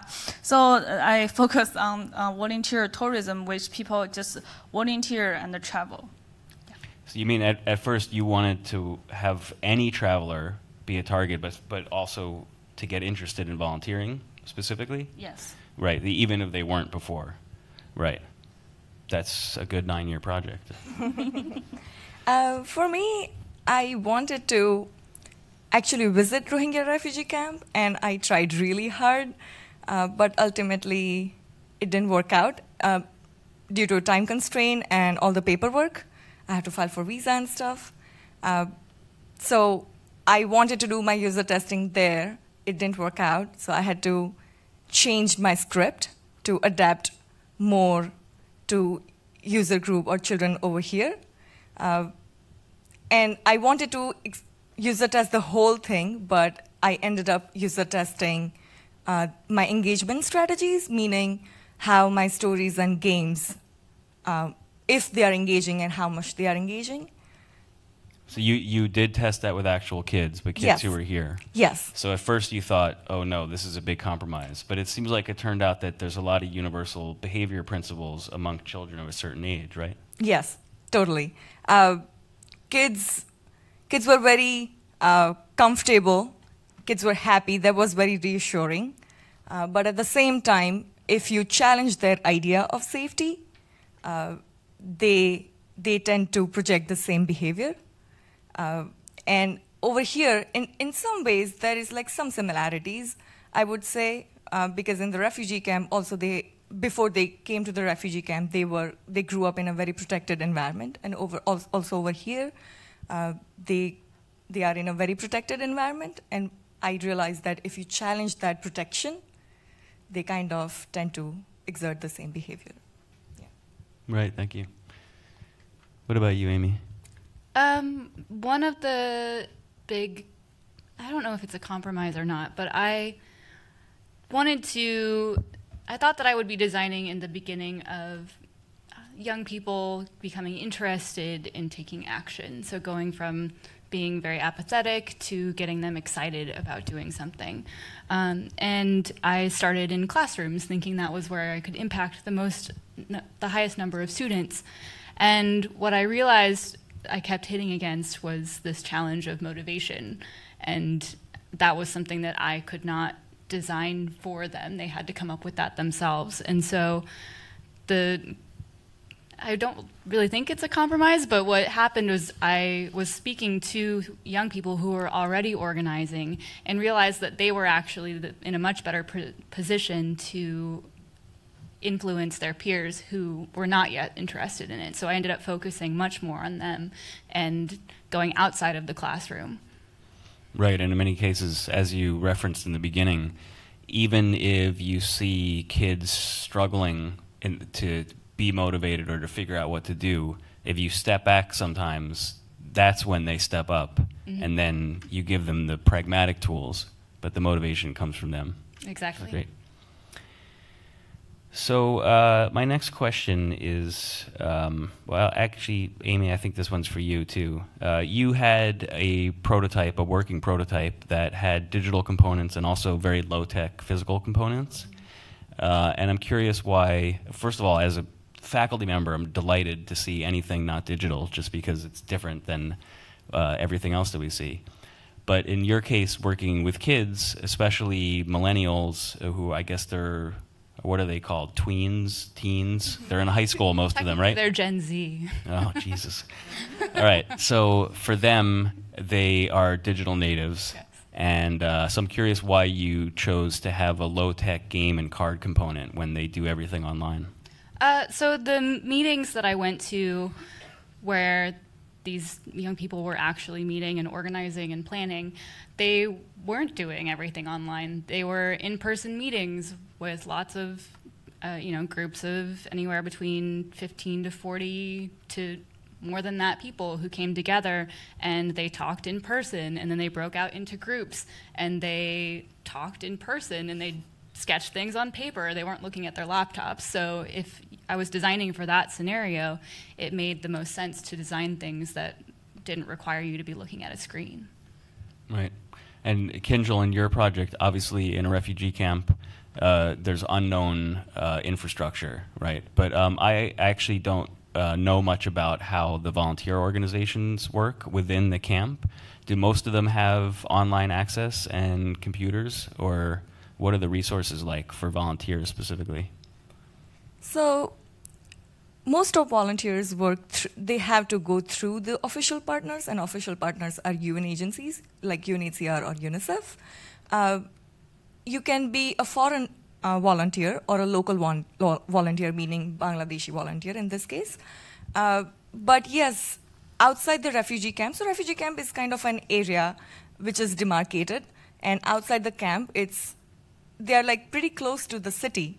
So outside the camp, all the things are available for them, and obviously UNHCR and UN agencies help them, even if they need to print out something, or inside the camp they may or may not have the Wi-Fi at all times, but they do have the facility. Yeah. And your guidebook is available in digital form as well as printed form? Yes, absolutely. I purchased mightiest.org. So yes, guidebook is available on that. So if somebody wants to conduct the whole workshop, they can go through the guidebook. Guidebook is self-sufficient, meaning they can read the guidebook and they learn how to conduct the workshop, and all the material for the workshop is available in that guidebook. Yes. Wonderful. Well, I want to give another round of applause, please, to this amazing second group. Congratulations on your work. We will now have a lunch break, which is a full hour and a half. So we will resume at 1:30 sharp. So just come back a few minutes before that and enjoy your lunch, and we'll see you soon for the second half.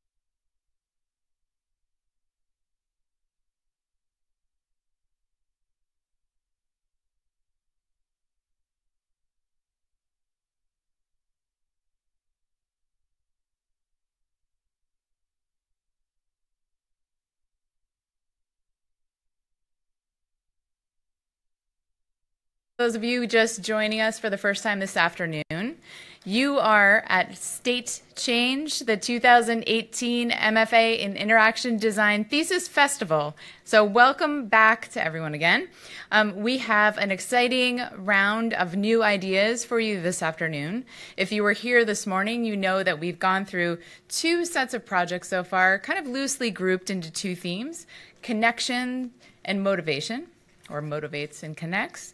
This afternoon, we're going to look at 2 other sets of ideas, intersections and elevations. And the reason you might wonder how these, even students might wonder how these fairly vague associations get associated with their own projects. And the truth is that every project probably has some qualities of all the themes that we're looking at, but we're looking at the primary motivation. Does it connect? Does it motivate? Does it empower? Does it engage? These kinds of questions and ideas about each individual project. So, are you ready? All right, fantastic. We are going to move on with the class of 2018. And up first, Change Intersects with Alex.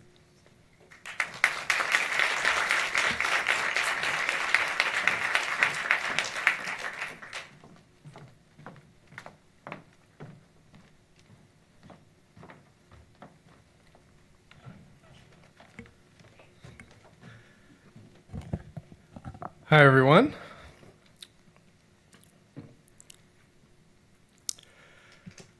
I woke up the day after election night, 2016, to my dad calling me. He wanted to see how I was doing. He wanted to make sure that I was okay. And I remember having such a strange reaction to that, because he was speaking to me as if a tragedy had happened, like a death in the family. And I think part of the reason a lot of us reacted that way was because this sort of stuff was everywhere. Every station, every newspaper, it was impossible to get away from. And to me, it just didn't feel like this coverage represented the viewpoint of 62 million people. I wanted to better understand the mood of the country. I wanted to better understand what people were thinking. So I changed the TV that I watched, the people that I followed, the podcasts I listened to, the publications, the books, the people I spoke to. This was not an easy process, and it's sort of a never-ending process.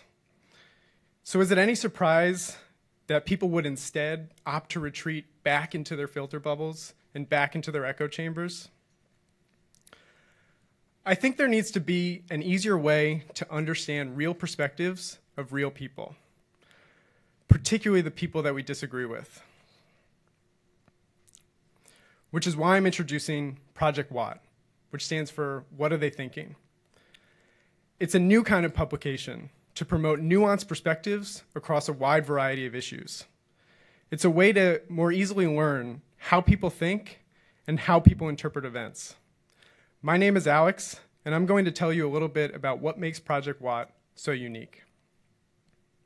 This is the homepage of Project What. It's a fairly straightforward publication, list of articles. It's when I click on an article that the unique aspects of Project What start to reveal themselves. Starting with the title.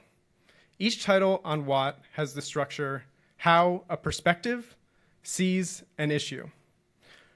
Forcing the author to assign themselves an identity is an effort to expose people to the variety of perspectives that are out there. Too often we boil arguments down to just a few sides, liberals and conservatives, Democrats and Republicans.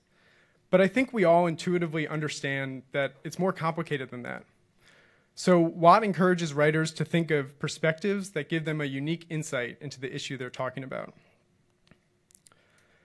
The body of the piece has 2 sections.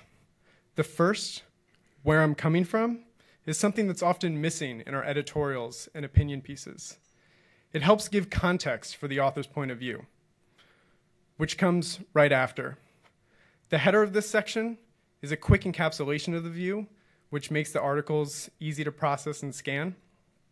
And then the details of the view are written right underneath. But probably the most unique aspect of Project What is how it sources content. It comes from people who are already discussing issues on the internet with people who disagree with them. I then invite those people to summarize their conversation in a Watt article so that it can be shared with a wider audience. So why these types of conversations? Jonathan Haidt is a social psychologist at NYU, and his research suggests that these are exactly the type of conversations that we need in order to expand our horizons and learn new things. He says that the main way that we change our minds on moral issues is by interacting with other people. That we're terrible at seeking evidence that challenges our own beliefs, but other people do us this favor through conversation. One of the best places where these conversations happen every day is in a subreddit called Change My View. To those who aren't Reddit users, a subreddit is essentially an online community and discussion forum that regulates themselves, sets their own rules, and sets the tone for how conversations should be structured. As they describe themselves, it's a place to post an opinion you accept may be flawed in an effort to understand other perspectives. And this is what a typical CMV post looks like. You simply describe your view and ask the community to challenge your position in a long discussion. And everything is moderated by a set of well-crafted submission and comment rules that ensure really healthy discourse. After reaching out to the CMV moderation team, the ones who run this community, we agreed on a partnership to invite CMV posters to turn their discussions into Project Watt articles. So let's walk through how this works. In order to post on Project Watt, you need an invite.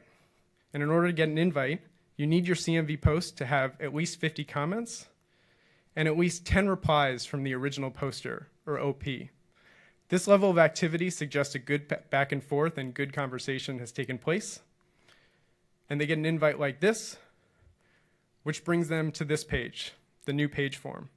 They don't need to create an account or remember passwords.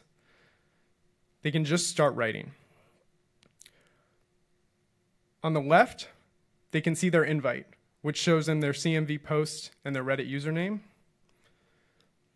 And on the right is the form they need to fill out to publish their piece, starting with the perspective. Watt helps them out by cycling through perspectives that are already on the site. From there, the user just fills out the rest of the form. The issue they're talking about, where they're coming from. They fill out their latest view in a short encapsulation. And then finally, they write the details of their view, however short or long they need to do that. Once they click Save Page, they get brought to their published piece, and they have a public link that they can share, they can tweet. For someone who's reading this article for the first time, they can click Open CMV Discussion and see the original conversation that led to this article being created. And I'm happy to announce that Project Watt is in beta right now, and we've already started accepting contributions. As a matter of fact, the example that we just walked through is a real post that's on the site right now. And as a reminder, CMV is just the first input into Project Watt. As Watt develops, the hope and the expectation is that as other platforms figure out how to craft a similar environment for this type of discussion, they will also start to contribute to Project Watt. These are really, really complicated times. And in a lot of respects, we're in uncharted territory. We have Generation Z on their way up. They're the first internet native generation. They're going to see things in a really different way. And they're going to have some viewpoints and perspectives that you and I are not going to understand. It's all the more reason that we should provide a space to share these perspectives with as large an audience as possible. And my hope is that Project Watt can be the platform to help us do exactly that. Thank you.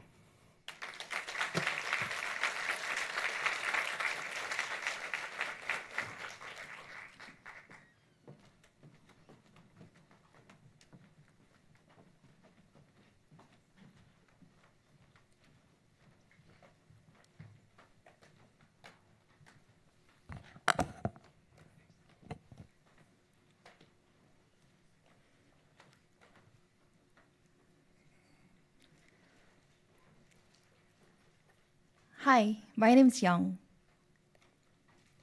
Being in graduate school is an awesome experience.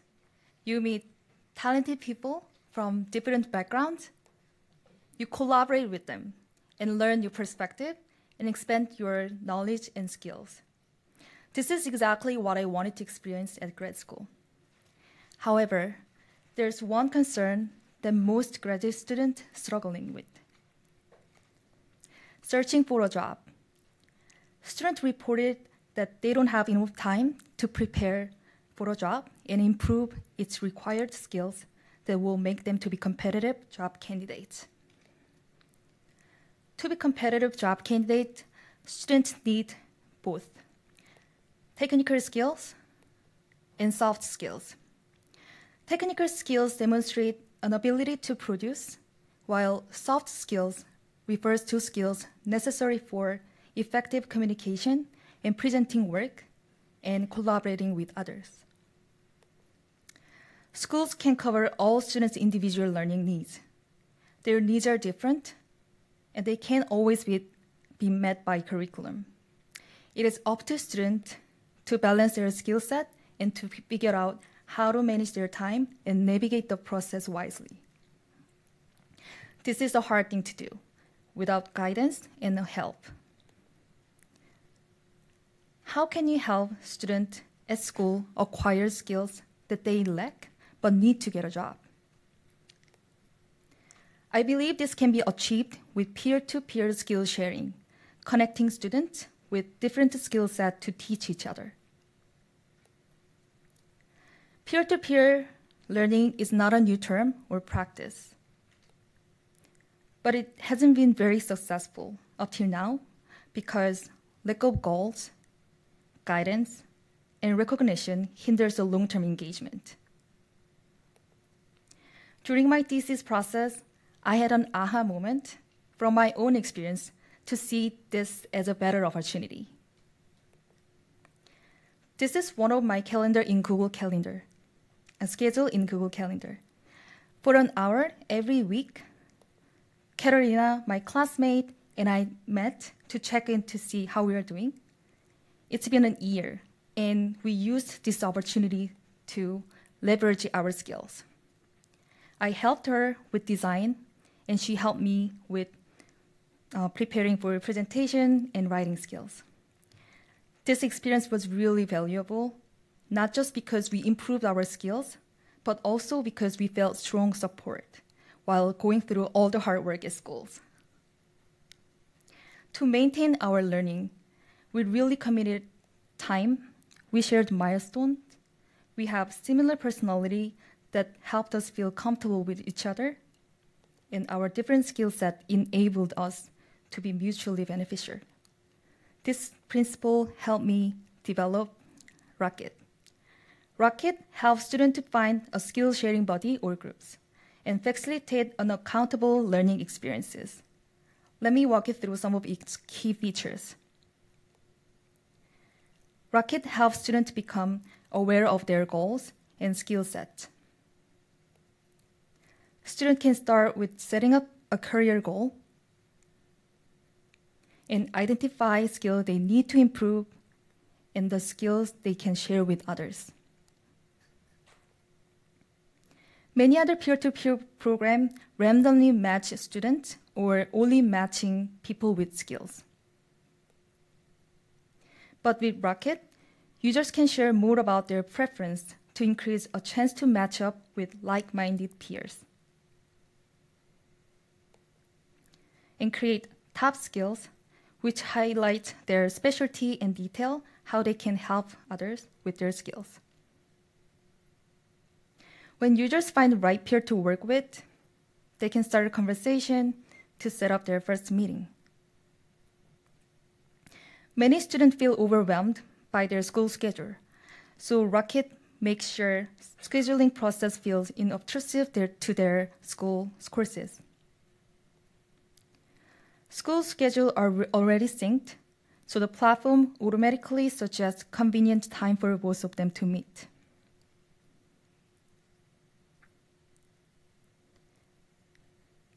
Based on the time suggested by Rocket, the two students decide on when to meet. Rocket provides tips to help them to be accountable to each other. Once students set up their meeting, they get tips from the platform. Starting from day one, they get guidance on how to make skill sharing session effective and how to give and receive feedback. These tips help make the meeting cheerful and motivating. After users experience a meeting with peer, the weekly check-ins features help them set recurring meetings. These meetings sustain accountability and encourage long-term improvement. As they set up weekly check-ins, the platform helps them create agendas for the upcoming meetings so that their meetings are more efficient and more effective. If users maintain their meeting schedule, Rocket celebrates their accountability and promotes their relationship from buddy to companion and maybe heroes in the future. Students who made an effort to teach others can be publicly recognized. When a student relationship is promoted by the platform, students get the opportunity to exchange feedback and endorse each other's skills on LinkedIn. This helps students feel accomplished, and the public recognition is useful for their career building. With Rocket, students won't be overwhelmed by learning all the knowledge and skills they need to get better job opportunity after graduation. They will be supported and helped by peers who's going through the same thing. Lastly, I'd like to leave you with this quote. You learn most when you teach. During the last 2 years, my fellow classmate and I learned a lot while teaching and sharing feedback with one another. If you want to learn better and faster, try to share with others. Your knowledge and skills will empower people and help them gain more opportunity in their careers and in lives. Thank you.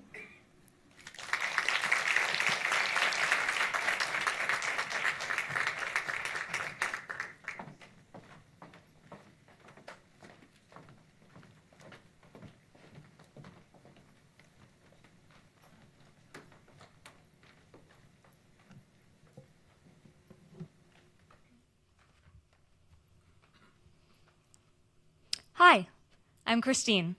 I'm an artist, designer, and lover of video games. One of my favorite games to play when I was younger was The Legend of Zelda: The Wind Waker. In this game, I got to explore new lands, solve puzzles, and fight monsters. I could even pretend that this hero was me. Almost. Throughout the game, whenever the hero was referred to as a boy, I lost that magic, the escapism of playing an adventure game. I was reminded, this is not you. This is not your story. And it wasn't just this game, but many games in which I just couldn't see myself as the hero. I didn't realize there was anything I could do about this, so I resigned myself to living with whatever the game companies presented to me. And then I discovered the independent or indie game movement. Video games made by small teams or even individuals with little outside influence. There were tools available that would allow me to create my own world, where I could see myself on screen. And I didn't have to stop there. I wanted everyone to have that same rush of being the hero in their story. I began planning my own game right then and plotting out how to develop this world. So for almost 2 years now, I've been working on a 90s arcade-style pixel art game called Cape Luna. At its core, Cape Luna is a roller derby racing game in which you are the lead skater. You pass opponents to score points, and running into other skaters loses you points. The hero in Cape Luna is customizable, so they could look just like me. or you, or anyone you want. But I didn't want to just stop at the main character. So the other skaters and residents in Cape Luna also represent a variety of different people with a wide range of experiences. I realized, though, while creating Cape Luna, that just making one game wasn't enough. If I really wanted not just myself, but everyone to be able to see themselves in the games they play, more people like me would have to create those games. It occurred to me that all the documenting I had been doing throughout the development of Cape Luna could be put to good use. I could show other passionate people like me that there was a way to take matters into their own hands. So these notes, screenshots, and documents became Getting There, a beginner's guide to creating a game, making mistakes, and moving forward. A combination journal and guide, Getting There shows that game design can be accessible to anyone if you have passion and drive.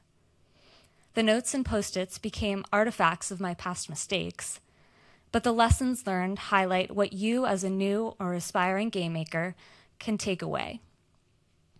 I made a lot of mistakes throughout the process, particularly around the concept I was most passionate about, diversity and representation. They aren't written much about in the game community, but I've written them all down in Getting There.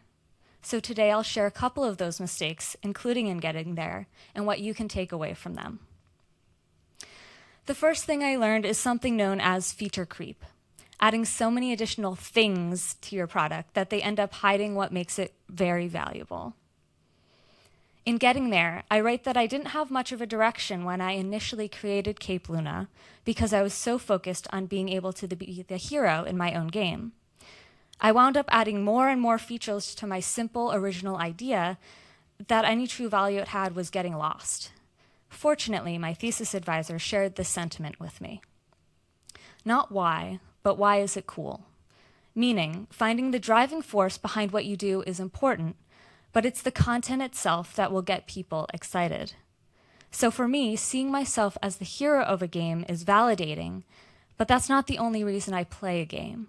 It's what the hero does that draws me in and keeps me playing. In Getting There, I encourage you to write down your why. It's the reason you're making this game in the first place, right? Then put it aside. To figure out your own cool factor, you have to make a list of all the features you have. Yes, all of them. Then look at the list. You can immediately cross out anything you wouldn't want to base an entire game around. So for me, those were things like playing in real-world time or owning a house. From the rest of the list, choose a maximum of 2 mechanics or features that would make for a compelling game all by themselves. 2 seems like a really small amount, but it allows for balance and depth in both of the features, and also means that your why won't be overshadowed or hidden. It's easy to fall into a cycle of isolation while you're working on something you're excited about. Many times, I just want to work on my game without showing it to other people because it just wasn't ready yet. I was able to see a lot of the potential problems myself, and I wanted to fix those before showing it to someone else. What ended up happening, though, was that on more than one occasion, when I was trying to fix one problem by myself, I actually caused another problem somewhere else when I wasn't looking. And I'm not talking about just bugs and glitches. I'm talking about narrative issues and problematic characters. Even though having diverse representation was important to me, I still stumbled over these things. So takeaway number 2 is take a step back and get some second opinions. The lesson here is twofold. It's important to pay attention to details, but not at the detriment of the bigger picture. In order for everything to work together, you need to step back from the details. Those little glitches you see, the grammar mistakes, just ignore them for a second and look at everything as one cohesive unit. Make note. Where are the gaps? What could you add? I said before that my mistake here was isolation, and that's where the second piece of this takeaway comes in. Even if things aren't perfect, get someone else to look over your work. For general playability, friends and colleagues generally make great play testers. For content, narrative, and character concerns, sensitivity readers are your best bet. They're intense and honest editors for hire, who look especially for gaps and issues surrounding diversity and representation. Those are just two of the overarching themes you'll find in getting there, but there's so much more to gain. Though my journey was unusual, my story isn't. There are so many people out there who want to see themselves in the things that they like. And I hope that by sharing my story and providing concrete actions someone else can take, I can encourage others to forge ahead and see themselves as well. Thank you.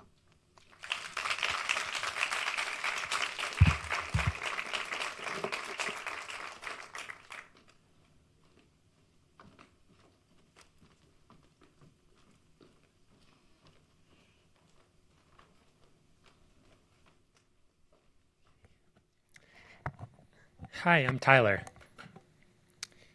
And I'd like to introduce you to Sammy Greiner here today. Some of you may recognize him. In 2007, his father took this photo of him trying to eat sand, and he posted it on the internet. This may seem like a picture of a baby in a curious pose to you and me, but to a lot of young, creative people online, they saw this, and they saw potential. They saw a canvas. And on this canvas, anonymous people placed text over the picture of Sammy to express humorous daily observations and criticisms. Sammy resonated with people, and more variations were made. They were spread online virally. So what happened to Sammy here? He became a meme, a humorous pairing of image and text that's shared online. Okay. So maybe you feel like this right now. You say, well, you know, who cares? What's the big deal about silly images being shared online? But I want to make the case to you today that memes are an exciting and significant form of cultural commentary that are native to the internet. So for one thing, they're huge, and like the Beatles, they're apparently bigger than Jesus. Here's a graph proving it, memes overtaking Jesus in Google Trends. And memes aren't just for laughs. They're also having very significant cultural influence and effect. In fact, in 2016, it's speculated they were so influential that memes like this and like this had a role in swaying the outcome of the presidential election. So I started thinking, and I made the observation that, you know, today we share memes online, and that's cool, that's all right. But what if we could battle memes? What if we could battle memes on blockchain? What if we could battle memes on blockchain and earn crypto? That'd be awesome. Thank you. Thank you. And Meme Wars. It's a game that allows you to do exactly that. Battle memes on blockchain while earning cryptocurrency. So in Meme Wars, players battle memes for popularity. The most popular memes and creators are rewarded with cryptocurrency. Okay, now don't worry if you feel like this whenever you hear the word blockchain.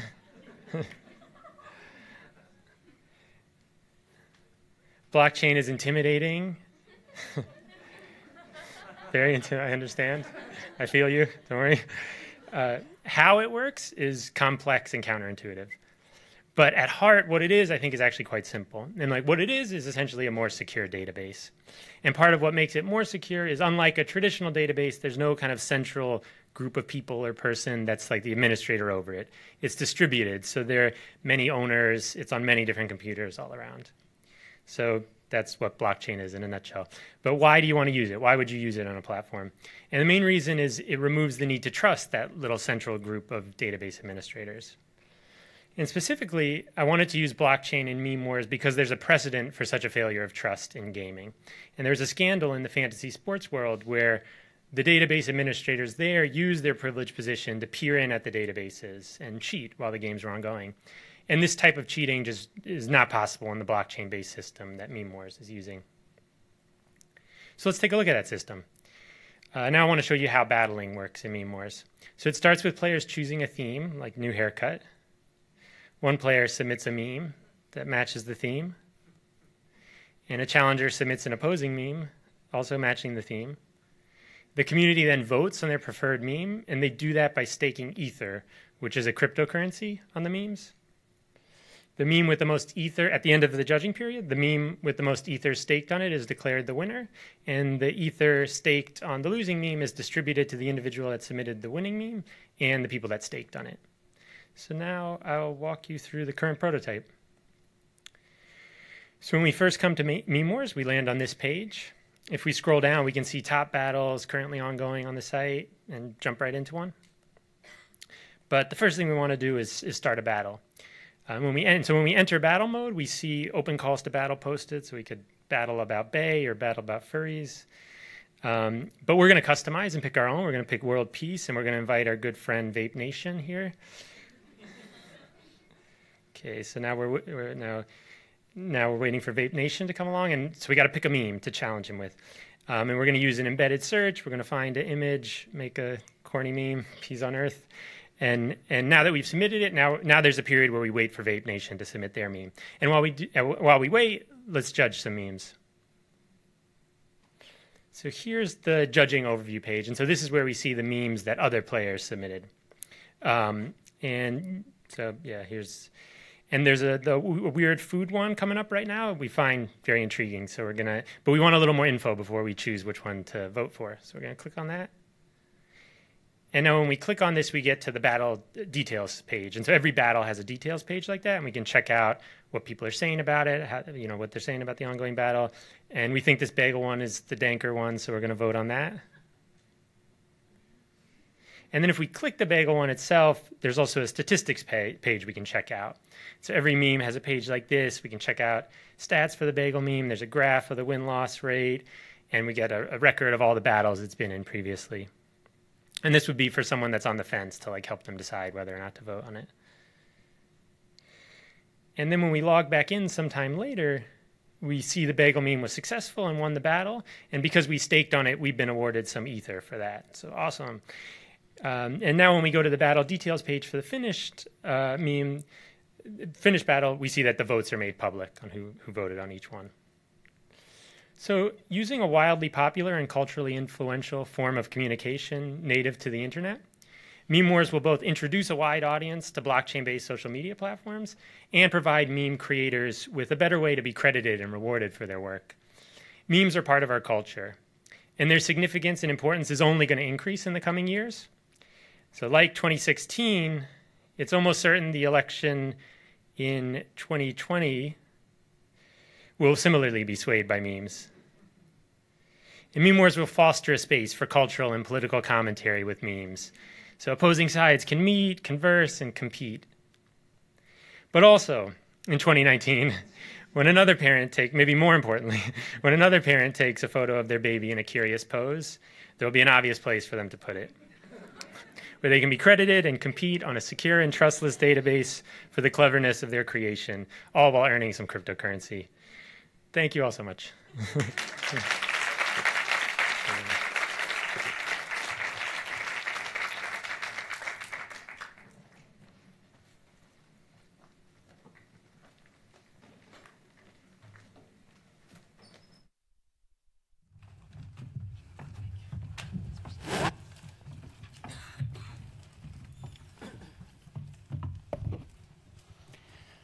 Thanks, guys. That was awesome. Congratulations on finishing this hardest part.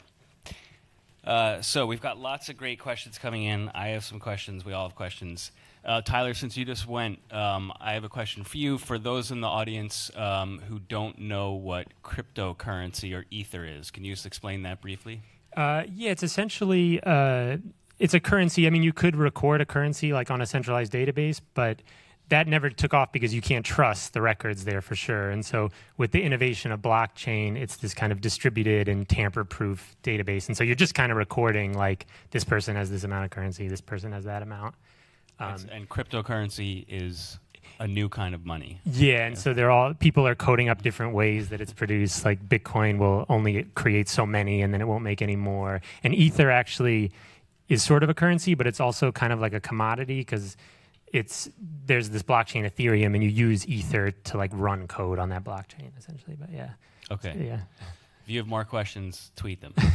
So given that, if you create a meme in response to a challenge, but don't stake currency on it, do you still get the chance to win currency? Yeah, that's sort of there. I mean, there are a lot of variations that could be done in the battles. I think probably the ultimate one I want to do when launching it is like restricting the number of battles pretty radically, so like 1 or 2 battles a day, and the person that submits, and so it's almost like a competition to be able to submit a meme in the first place, like you sort of apply, and whoever gets that would be awarded a percentage of, because I think that'd be good for like building up excitement, and if that makes sense, yeah. Right. And you have 24 hours, is that right, after someone challenges you?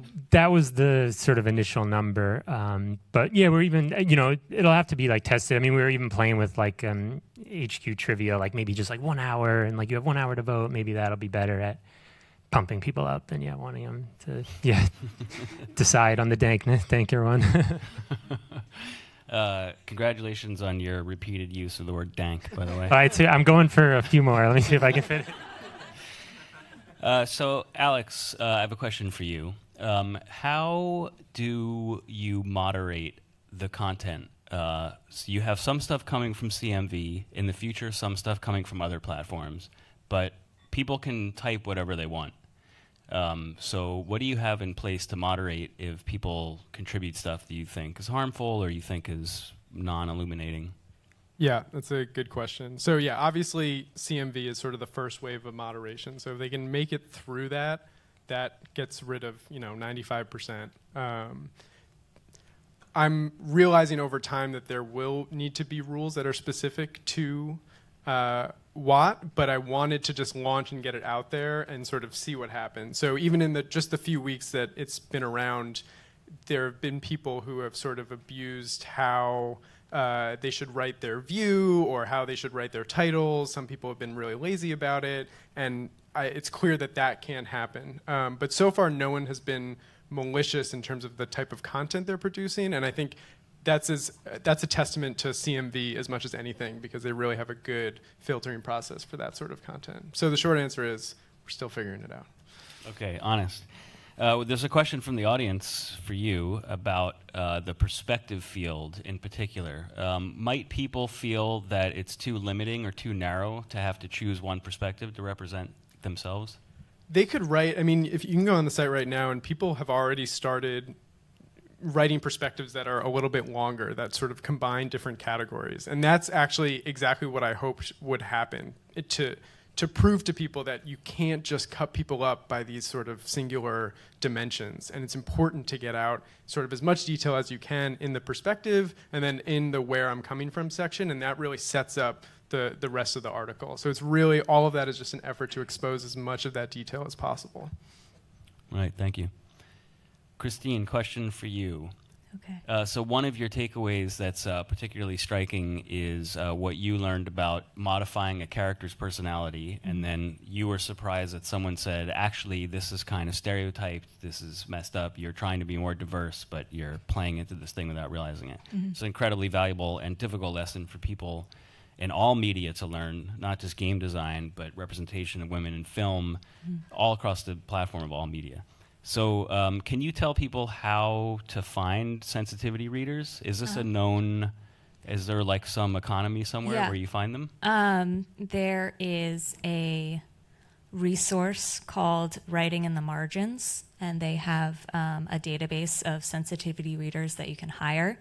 They all have their own different rates and what they are looking for in media. They're generally more used in novel writing than for games, for example. But that's a really great resource that I've been looking to. So.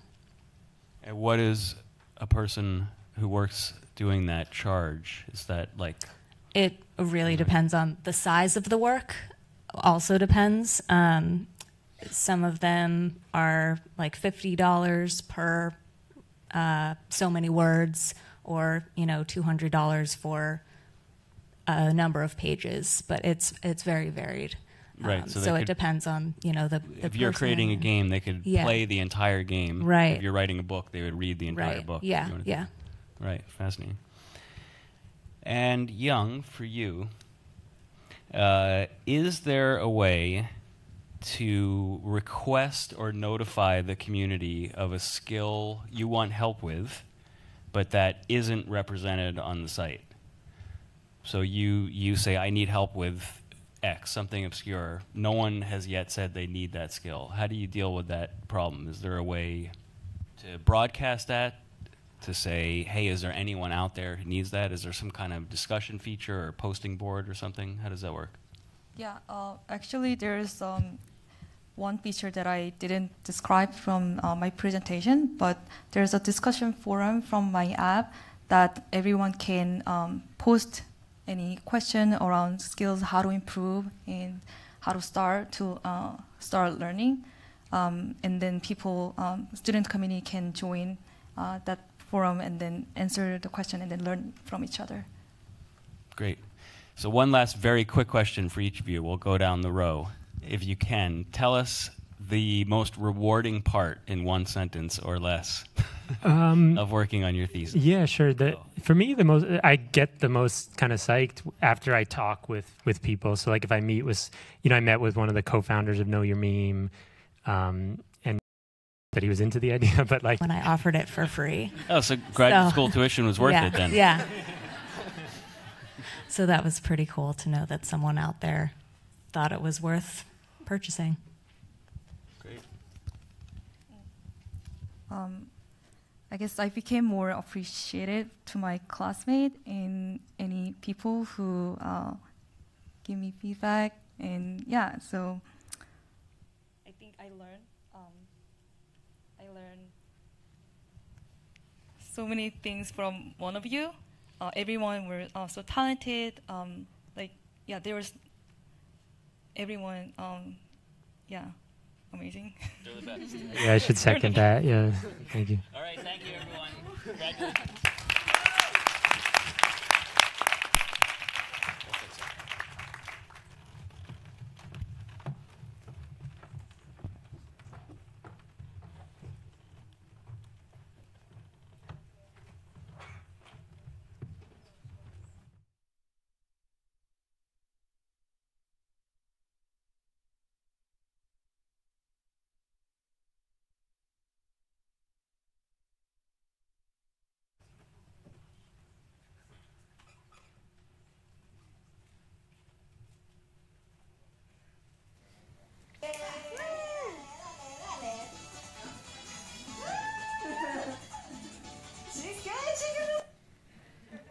Hi, I'm Asu, and that was one of the last great moments I shared with my grandma, who was full of life and, as you can see, always ready to dance. And just a few months after this video was taken, she was rushed to the hospital after having a stroke, which was followed by another and then another, with the doctors bringing her back each time a little bit worse than before. And this cycle would have went on until my mom had to make the hardest decision she's ever had to make: to sign a Do Not Resuscitate form. This is a form that instructs doctors to stop providing medical care that postpones death. This decision would have been less challenging had my family known about advanced care planning. These are instructions that guide the care you'd like to receive in a medical crisis, if you're unable to speak for yourself. And in my research, I found that 2 in 3 Americans don't have advanced care plans, and I wondered why don't they? And one of the largest barriers is how healthcare information is delivered. Advanced care forms vary from state to state, county to county, each having its own laws that don't cross over into other states. And they're difficult to read, which means that all the information that could help, if you don't understand how to use them, they won't be useful. And more importantly, talking about aging and death are taboo. People are just not ready to have these types of conversations, and they don't think death is coming their way anytime soon. But what about those 1 in 3 Americans? How are they doing it? My research showed that they had assistance in preparing their paperwork, usually from a lawyer, and surprisingly not from their doctors or nurses, who often don't have time to have these discussions with patients. And from talking to loved ones. People who talked openly about death with their loved ones were more likely to fill out advanced care planning paperwork. And this information informed my design principles to help me meet people where they are. Nobody enjoys thinking about it, yet alone planning for end of life. So I wanted to provide a less somber and more friendly approach to going through the process. And I wanted to provide information in a digestible way and lead users through actionable steps to achieve this goal. It was also important to encourage people to plan together, making it a less isolating experience. And I also wanted to make it accessible to people anytime, anywhere, in case of an emergency. And these principles informed Nova. Nova is a mobile app that makes advanced care planning easier to complete and facilitates sharing your end-of-life wishes with the people who matter most. Using a 3-phase process, Nova guides users to personalize the type of care they'd like to receive near the end of life, to prepare their advanced care paperwork, and to share their end-of-life wishes with doctors and loved ones. So let's take a deeper look at Nova. Nova is personalized.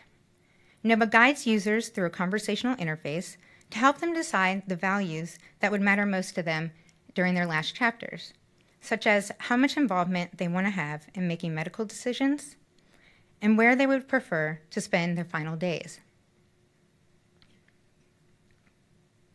And as you go through the process, Nova provides an I'd like to learn more option, where more detailed information is provided.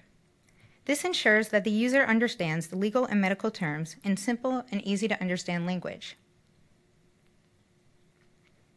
Nova can also help you assign a healthcare proxy. This is someone who will make decisions for you if you're unable to speak for yourself.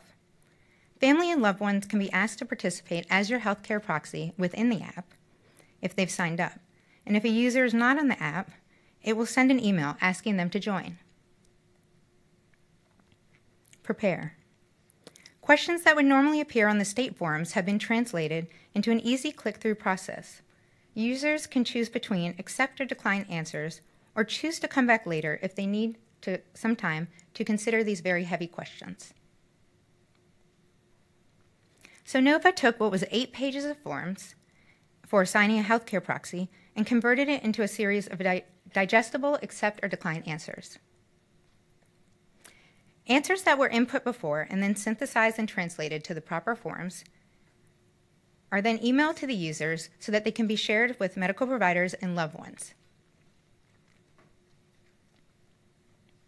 Finally, Nova encourages sharing your end-of-life wishes with doctors and loved ones because it's important that others are aware of your values, which can guide them if they ever have to make medical decisions on your behalf. And it does this through an option called My Circle. Here you can access your care team to see how much progress each family member has made in their advanced care planning. You can also control what information is shared with others. Research shows that patients who have participated in advanced care planning are more likely to receive care that reflects their preferences at the end of life. And I believe that if people use Nova, this will happen. They'll see a significant reduction in end-of-life healthcare costs. They'll experience a better quality of life during their final chapters. And most importantly, they'll leave the people they care about behind with less anxiety in an already emotionally distressing time. So spoiler alert, in case it hasn't crossed your mind, during this talk, we're all going to die. And there's no escaping it. But the good news is that you might be able to have a little bit of a say in how. Thank you.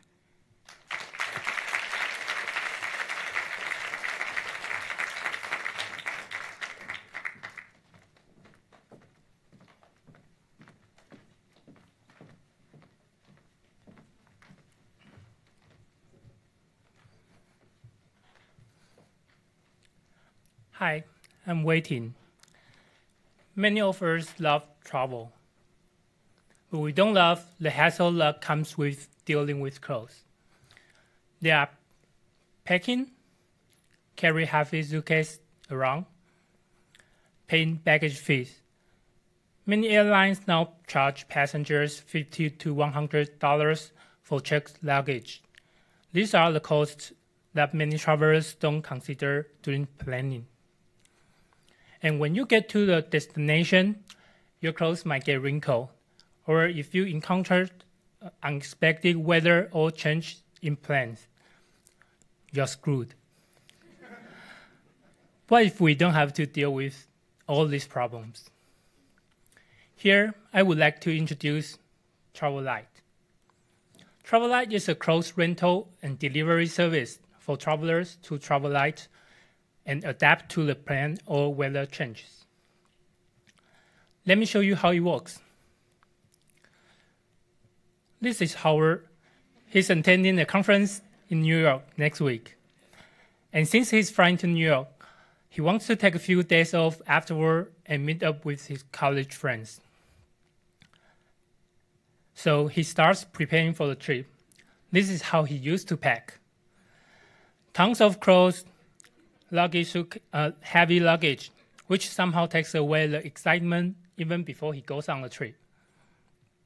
But now with TravelLite, he can simply use the phone to start a service. He sees the introduction on the landing page, how it works, simple steps he has to do, some other features, and now he's ready to pack. He starts by creating a trip. He's going to New York from June 5th to 13th. And for the first few days, Howard is going to stay at the hotel the company booked for him, and then will crash at his friend's place for the rest of the trip. So here he put 2 delivery addresses. The system then generates the trip profile for him. He can also swipe to see the previous trip. Then he goes to the suitcase section. There are different sizes of suitcase for him to choose. The small boxes represent the numbers of the item he can put in the suitcase. Now he's ready to pick the clothes. Since he's going to a conference, he starts by the business section. He likes these gray suits, but he has the concern about the size. So he uses the backup plan, which allows him to pick one more size of the same item to make sure it will fit. TravelLite will deliver both of the clothes to the user at the same time and record the preference over time to improve the accuracy in the future. Howard then put the suit in his air suitcase. After a while, he gets everything he wants and ready to check out.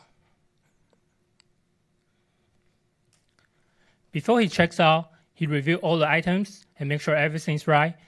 And there's a notification notify him that the temperature will drop and suggest him to add a jacket. And then he fills out the payment page. That's it. He's good to go. This is how his luggage looks now. Simple, light, and efficient. He goes on the trip with a wonderful mood. Howard receives the notification when he gets to the airport and sees his package is delivered to the hotel already, which makes him feel secure and excited. Finally, Howard gets to the hotel after a long flight. He feels great because he's traveling light. When he gets into his room, he sees the suit and the clothes he booked are there for him. He doesn't have to worry about the suit getting wrinkled anymore. He feels confident and nailed the project because he looked fly. And later that day, he eventually meets up with his friend, John and Zoe. They have a great time together and start planning for the rest of the trip, week. John then proposes a bicycle trip on the weekend. Howard really wants to join, but he realizes that he doesn't have the sportswear with him. TravelLite is here to solve the problem. He takes out the phone, opens the site, and there's a wardrobe emergency option. He goes through the process, fill all the information, and go to the active section, pick the outfits he needs for the bicycle trip. The clothes are delivered to him in the next day. With TravelLite's help, Howard doesn't have to cancel the plan and disappoint his friend. He goes on a bicycle trip with them and has a great time. At the end of the trip, Howard relaxed the jacket he rented and wore for the whole day. So he opened Travelite and paid a discount price to purchase the item. And he leaves the other clothes in the room. The service will go pick them up. All he has to do is go home with the satisfied experience. Travelite provides travelers a way to adapt in change in plan or weather while they are on the trip, and lighten their luggage so they can focus on enjoying their experience. Travelite also collaborate with fashion designers to find the best material, ethical production, and functional-driven clothes, and take the responsibility of arrangement, delivery, and cleaning to make sure travelers would have a flexible, adaptable, and light travel experience. Thank you.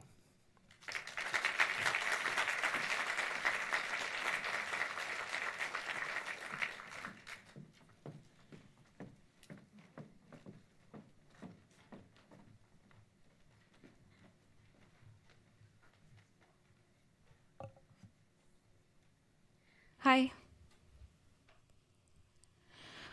This is Andrew. He's young, healthy, probably rich, and full of life. But after a couple of drinks on his 24th birthday, he felt sick. And it only got worse in the next few days. He could not eat, he could not sleep, and he could not even walk without feeling tired. After going through countless number of tests, he was diagnosed with an end-stage kidney disease, and he needed a transplant to stay alive. At first, he didn't want to pressure his friends or family, or even like the idea of having a stranger's organ in himself. And so, he refused to join the waitlist altogether.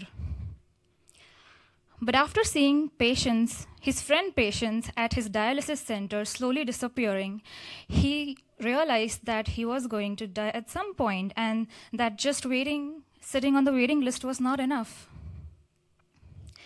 And so finally he decided to join the waiting list.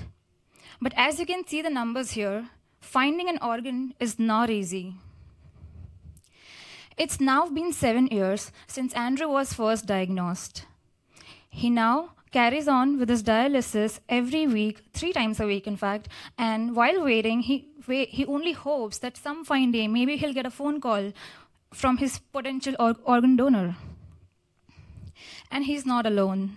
There's a huge organ shortage in the United States. 20 people die every day just waiting for it. So, in crucial situations like these, finding support from peers, let alone strangers, is really, really hard.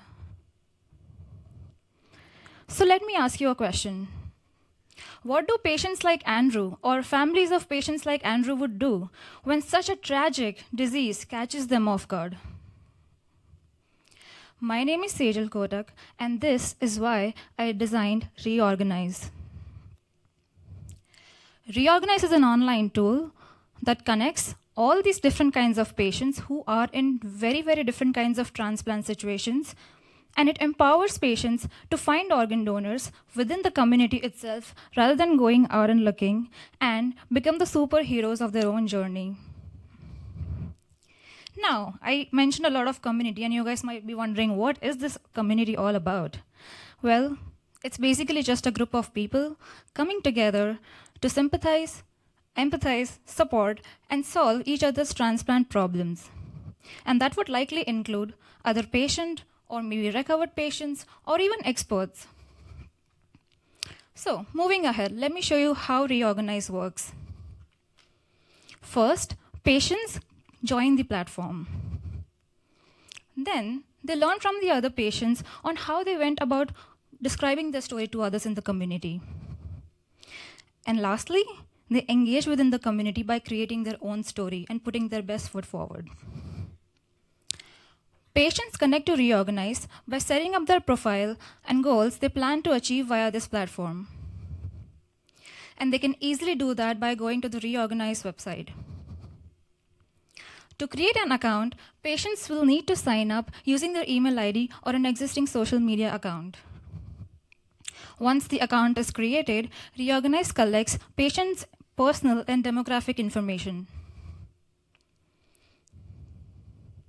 If patients haven't already connected their social media accounts, Reorganize encourages them to do so because there's so much social content out there that people don't have access to. And maybe, just maybe, if they had access to all these things, they would get an organ donor, you know? Never knows. Furthermore, Reorganize will also collect basic medical information to ensure that they are matching all these patients with similar kind of patients who also have similar problems. That could be based on the blood type, their transplant status, or any particular transplant center that they're currently associated with. Thereafter, the third and the final step is to identify the goals, which also means how would they want to use the Reorganize platform.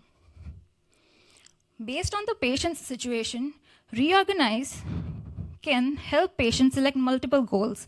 As you can see here, if someone wants to just find an organ donor, they can only select the option third, which is recommend me a potential donor. And then the second step is learn. Patients kickstart their journey by learning from the community that they have just joined. And this will mentally prepare them to share their own story at some point. You know what?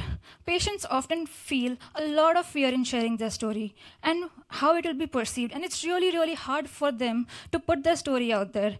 And they need to feel comfortable and believe that they're not alone in this fight. The first thing Reorganize does as a patient comes to this platform is show recommended stories.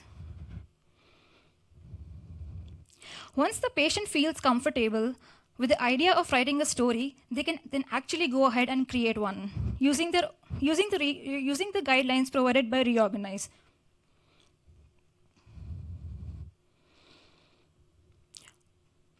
Once the story is created, it reflects on the dashboard and also states how the story will be used. After learning, it's now time for patients to go ahead and create their own story and engage with the community on a much deeper level. They can directly message other patients about their concerns without any hesitation. Reorganize automatically attaches the story with the message to make the conversation with this potential donor transparent and accessible. All these previous conversations that this patient has had with anyone within the community can be seen within the community tab, and Reorganize also shows all these other potential people that they could connect with.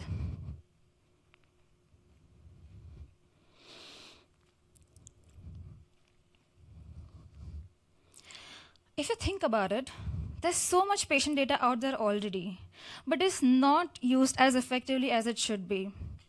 And this is where Reorganize can step in. Again, Reorganize aims to empower people with a shared platform where they are heard, understood, and know that they are not alone.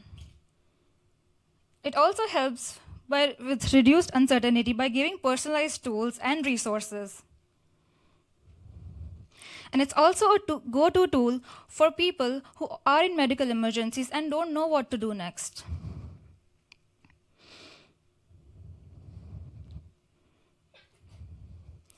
Organ donation is a hard problem to solve, and there's no perfect solution yet. But I strongly believe that it's possible to change how this subject is perceived today into something that's beautiful and friendly. And when that'll happen, it'll be so much easier for patients like Andrew and thousands other in the world to feel comforted and understood. Thank you for listening to my passion this afternoon. And if you ever get a chance, I want you to become the organ donor and save someone's life. Thank you.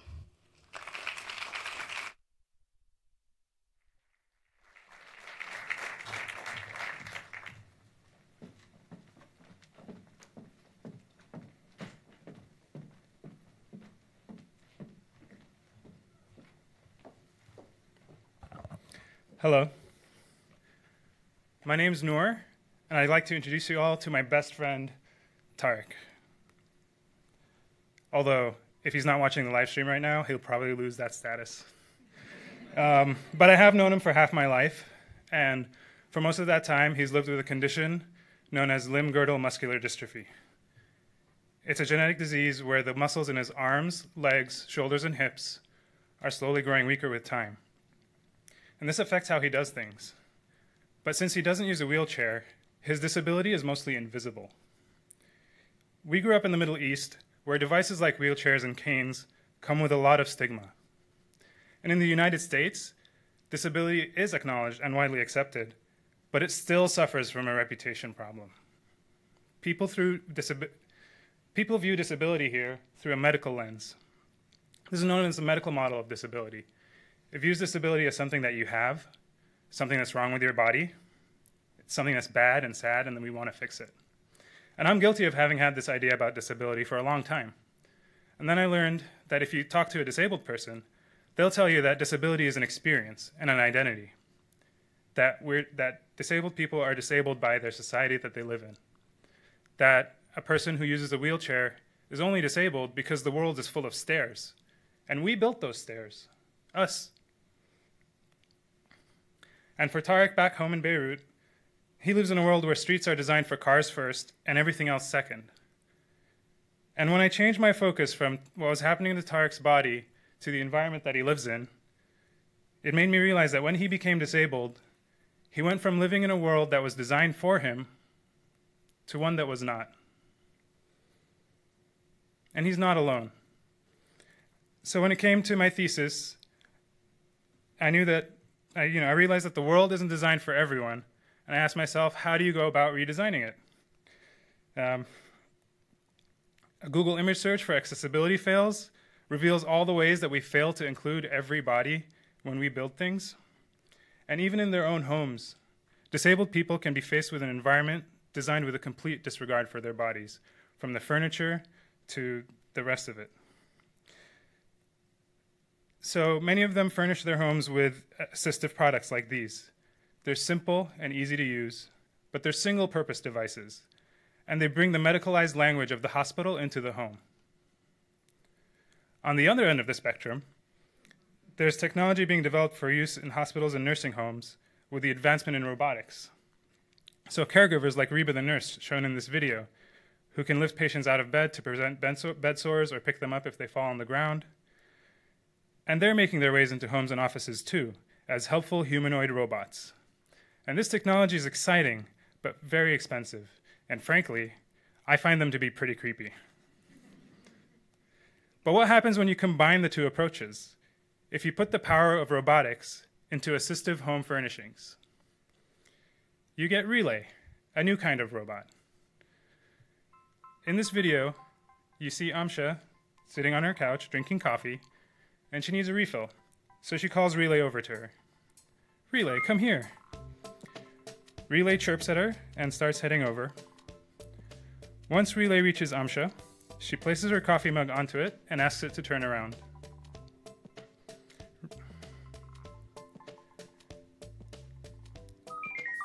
Relay beeps and obliges. And then Amsha tells Relay that she wants to get up, and while she holds onto the grab bar, Relay begins to slowly raise its top, supporting her weight. And once Amsha is standing, she can say, "Let's go to the kitchen," and Relay begins to travel in that direction. Pretty cool, right? As we saw in the video, Relay is a friendly autonomous cart, and it's powerful. It's able to support 400 pounds of weight, so anyone can feel secure when they're leaning on it. And at the same time, it can move around your home really quietly and not make a noise. Relay has to be smart. It uses a combination of sensors to make itself useful to its owner, like LiDAR, the technology that's used in self-driving cars, which allows Relay to navigate the spaces in your home, or infrared cameras to identify people and pets so it can avoid running over Fluffy, and a beam-forming microphone array to detect where voice commands are coming from. And as you saw in the video, you interact with Relay by talking to it without having to worry about how you phrase things. And Relay will acknowledge that it heard you with bleeps and bloops. And it comes with an app that lets you customize it even more, so you can create hotspots for the places where you need Relay the most inside your home. And Relay is just the beginning. It's still a prototype, but I think the idea is pretty powerful. We can redesign our environments and upgrade them to work better for everyone, especially the people that our society often ignores. And when I FaceTime with Tarek to show him what I've been working on, sent him this rendering of what I hope Relay could one day be, he thought it was cool. He was into it. And we talked about what other features he would want in it, and led me thinking, you know, what could a world with this type of new robot look like? And I paid a visit to the Brooklyn Center for Independence of the Disabled and talked to them about what I was working on. And together we dreamt up more furniture robots for them. Like this one for Sharona, that she'd want to use as a smart walker.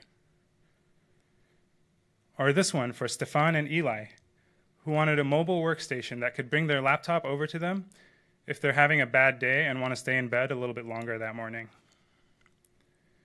Or the Millie Picker-Upper, which would give Millie peace of mind knowing that if she fell out of her chair and onto the ground, she could get herself back up without having to call emergency services. And I was really excited to see everyone coming up with ideas. And I bet some of you might have an idea for something you wish your furniture could do for you. And I think this way of designing products strikes a chord, because even though we saw some robots that do some pretty amazing things already, they feel really intrusive to me. Would you want one of these hanging out in your homes at all times?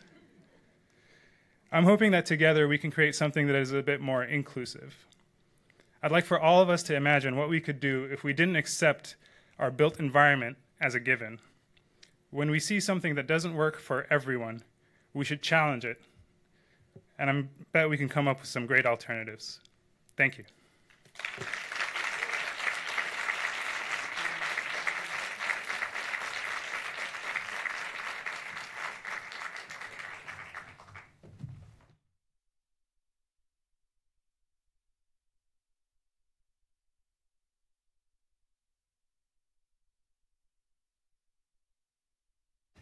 Congratulations to the four of you. Thank you. So we have a lot of great work here in our last group. A lot of questions came to my mind and also to the audience's mind. So we'll get through some of them. So I had a question. Well, for you were just presenting, you told us at the end how you were speaking to actual populations here in New York who have the most direct experience and suggestions for things in the future. And it seems like you're excited about the steps this could take. Do you know yet, now, dare I say that you've graduated, if you're going to pursue this? Do you know what your next steps are? If and when I graduate, I think, I mean, it would be great to continue to develop these robots. I think at a minimum, what I'd want to do is probably try to take some of the key components that make them work back home to Lebanon and actually build one with Tarek. And then I think that's maybe the minimum that I want to do. I don't know how much I can sustain the project without like funding and time. But I'd really love to explore it more. So if anyone's interested in doing this, let me know. How should they let you know? Do you have a Twitter handle or something? You can shout it out now. It's just my name, noormalab, at gmail.com, on Twitter. I also have relay.furniture as a website, but it's not really properly up right now. But pretty soon, if you want to find me, you could probably find me there as well. Okay, relay.furniture. So Azu, in your project, one of the things that struck me the most was the choice that people have near the end of life, which many people don't know they have, which is to choose to die at home rather than in a hospital. What do you think people, out there in the audience here and elsewhere need to know about that? Is it difficult to choose to die at home? Do hospitals' profit motives get in the way? Is it difficult to do legally? And can your product help with that? So my product can let people know, if you're unable to speak for yourself, what wishes you'd prefer. And just depending on your conditions, you would be able to either die in hospice or die at home. But the idea is to just take what medical care normally does, which is to help you keep on living even though you're dying. And what Nova does is try to shift that to focusing on comfort care versus medical hospital care. And I imagine it would cut into the profits of hospitals and other possible stakeholders. But I think in the long run, from my research, it would save hospitals, insurance companies money. So they would be interested in something like Nova. That's an interesting angle that I think a lot of people have not thought about. Thank you for that. Sejal, this is a question from the audience. Based on your research, what is keeping people from being donors? Great question. I think it's just the space and how the subject is perceived right now. And also, right now, that when I personally was researching myself as to what currently exists in the market that could actually help some of these patients, get on board and like start figuring out how to go about their journey or like find a donor. There was literally nothing, and that made me realize it's like such a taboo thing, and like no one's really talking about it. But I was never a donor, but I signed up myself as one. So I feel like as people start talking more about it and like get engaged around the topic, maybe, just maybe, they'll feel more sympathized towards someone who's going through, such a difficult situation. So I guess the only thing right now, you practically cannot force someone and say, hey, be my donor, or if I'll buy or whatever, kidney or heart. But in the end, empathy works, and if you put it that way and if you create more awareness around the topic, I think it definitely has a shot. And can you just explain to the audience the difference between a living donor and an end-of-life donor? Definitely. So I'm a deceased donor. I haven't signed up as a living donor yet, but living donor is someone who can help some of these patients by donating one of their kidneys, for example, and just go through the transplant surgery. And it's a very complex procedure. There are tons of steps involved, and it's not easy at all. And maybe that's one of the reasons why people don't find it so, welcoming? Not welcoming, but... well, it's scary for most people. Scary, yeah. I mean, why would I get into so many procedures and complications? I would just rather stay away, and I would just rather like your Facebook post. But you know what I mean. Thank you. Wei Ting, how do you think your product will motivate people to use the emergency option if it costs almost as much as buying a disposable piece of clothing? So like in the example of the bike gear, I think you had I know you have a rough business plan. The exact number doesn't matter, but it was around $8 or $10 or something to add an item of clothing. Some people were wondering, well, if you could just go to H&M because it's so horrendously cheap, they don't realize the hidden cost behind that kind of disposable clothing. But do you think you'll be able to convince people to rent something that's just for a day if it costs almost as much as buying something cheap? I think it depends on the situation, because I use the sports for my example. But actually, there are many situations that people would need to rent the clothes while they are in the trip. Something like a backpacker, they might travel to New York, but so they usually have just simple clothes. They want to save money, but they want to go to theater, look at Broadway show, or go to a nice restaurant. So in this kind of situation, they will have a larger motivation to use the service. So I think it really depends on the situation and the person who uses the service. And I started this topic with, actually it was with the fashion industry's waste. I want to kind of revoke the situation, and yeah. So what for you, we're going to ask this question to everybody, but we'll go in reverse order here. What was the hardest part of your project, either in the concept or the creation or the testing?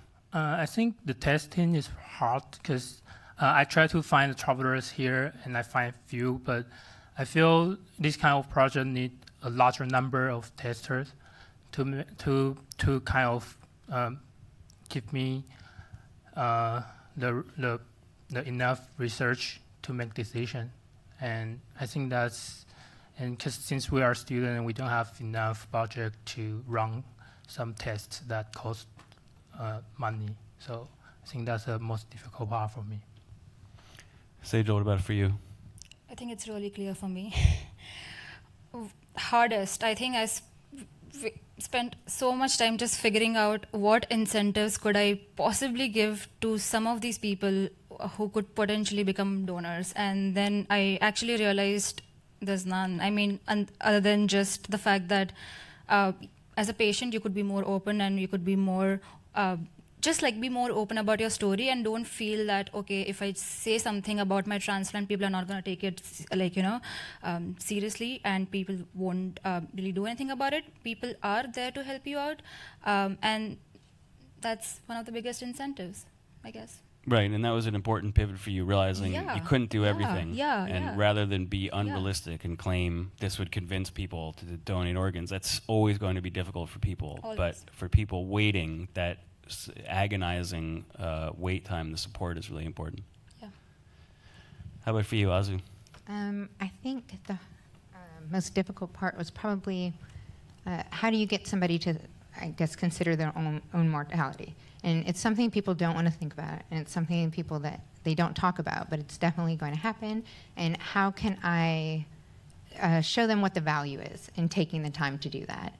And I think that was kind of the hardest part, is going through talking to people and doing research and just finding out, like, in what ways can I convince people that this should be a priority in their lives, the way they plan for retirement and the way they plan for other things.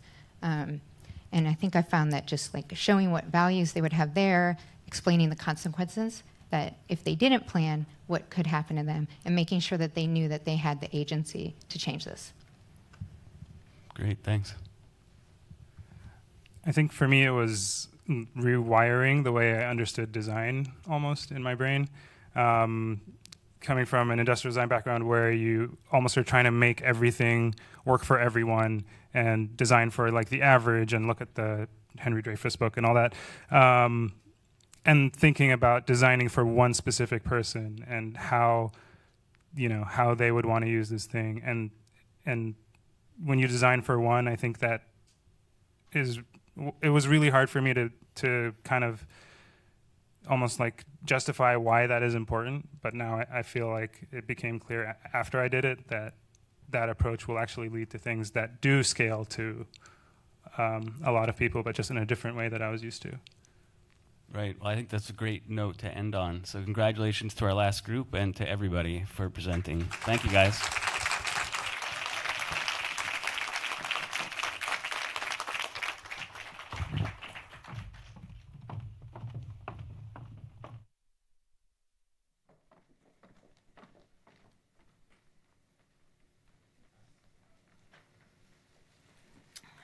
Thank you, everyone.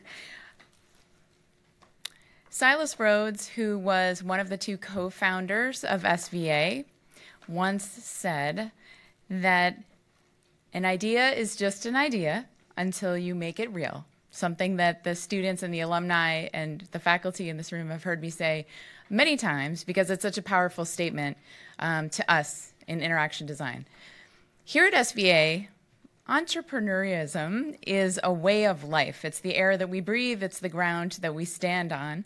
That's as true for our department as it is for any department at SVA, whether it's in the projects that we create or the way that we run the programs or our classes. Everyone feels empowered to be a kind of entrepreneur. In our program, in interaction design, there is a class called entrepreneurial design. It's been a class that was part of the founding core courses in our program. And for the past 5 years, it's been taught by a gentleman named Gary Chow. and a woman named Christina Shi. I want to tell you a bit about Christina because, as you might have seen, she has been invited to give us some closing words, and I want to tell you a little bit about why that is. She has, with Gary, taught this course for about 5 years, but it feels like they've been part of the program since its inception in 2009. They inspire the students to go well beyond their comfort zone and teach them that being an entrepreneur is not about a pitch deck, funding, all the things and all the words and tropes that you think it is about, but rather, as they say, it is, Gary and Christina say, that is, it is about networks and your community. They've helped these students understand how to connect with communities, and I think we'll hear a little bit more about that. Believe it or not, this is not the only thing that Christina does, although entrepreneurial design is a bit of a full-time job in our program. But on the side or in the front, she also runs a consultancy called Magpie Kingdom, and her particular focus is youth and behavior, specifically around social networks, how people present themselves on the internet, specifically in China. So pretty specialized, but pretty wide swath of people to study. And she has this particular interest in teaching us how to cultivate a community. So when we thought about who could possibly present final words to the class of 2018 as we begin a new chapter, the person who's really co-founded a way of thinking about community, we could think of no person better than Christina. So please give her a hand. Please welcome Christina to the stage.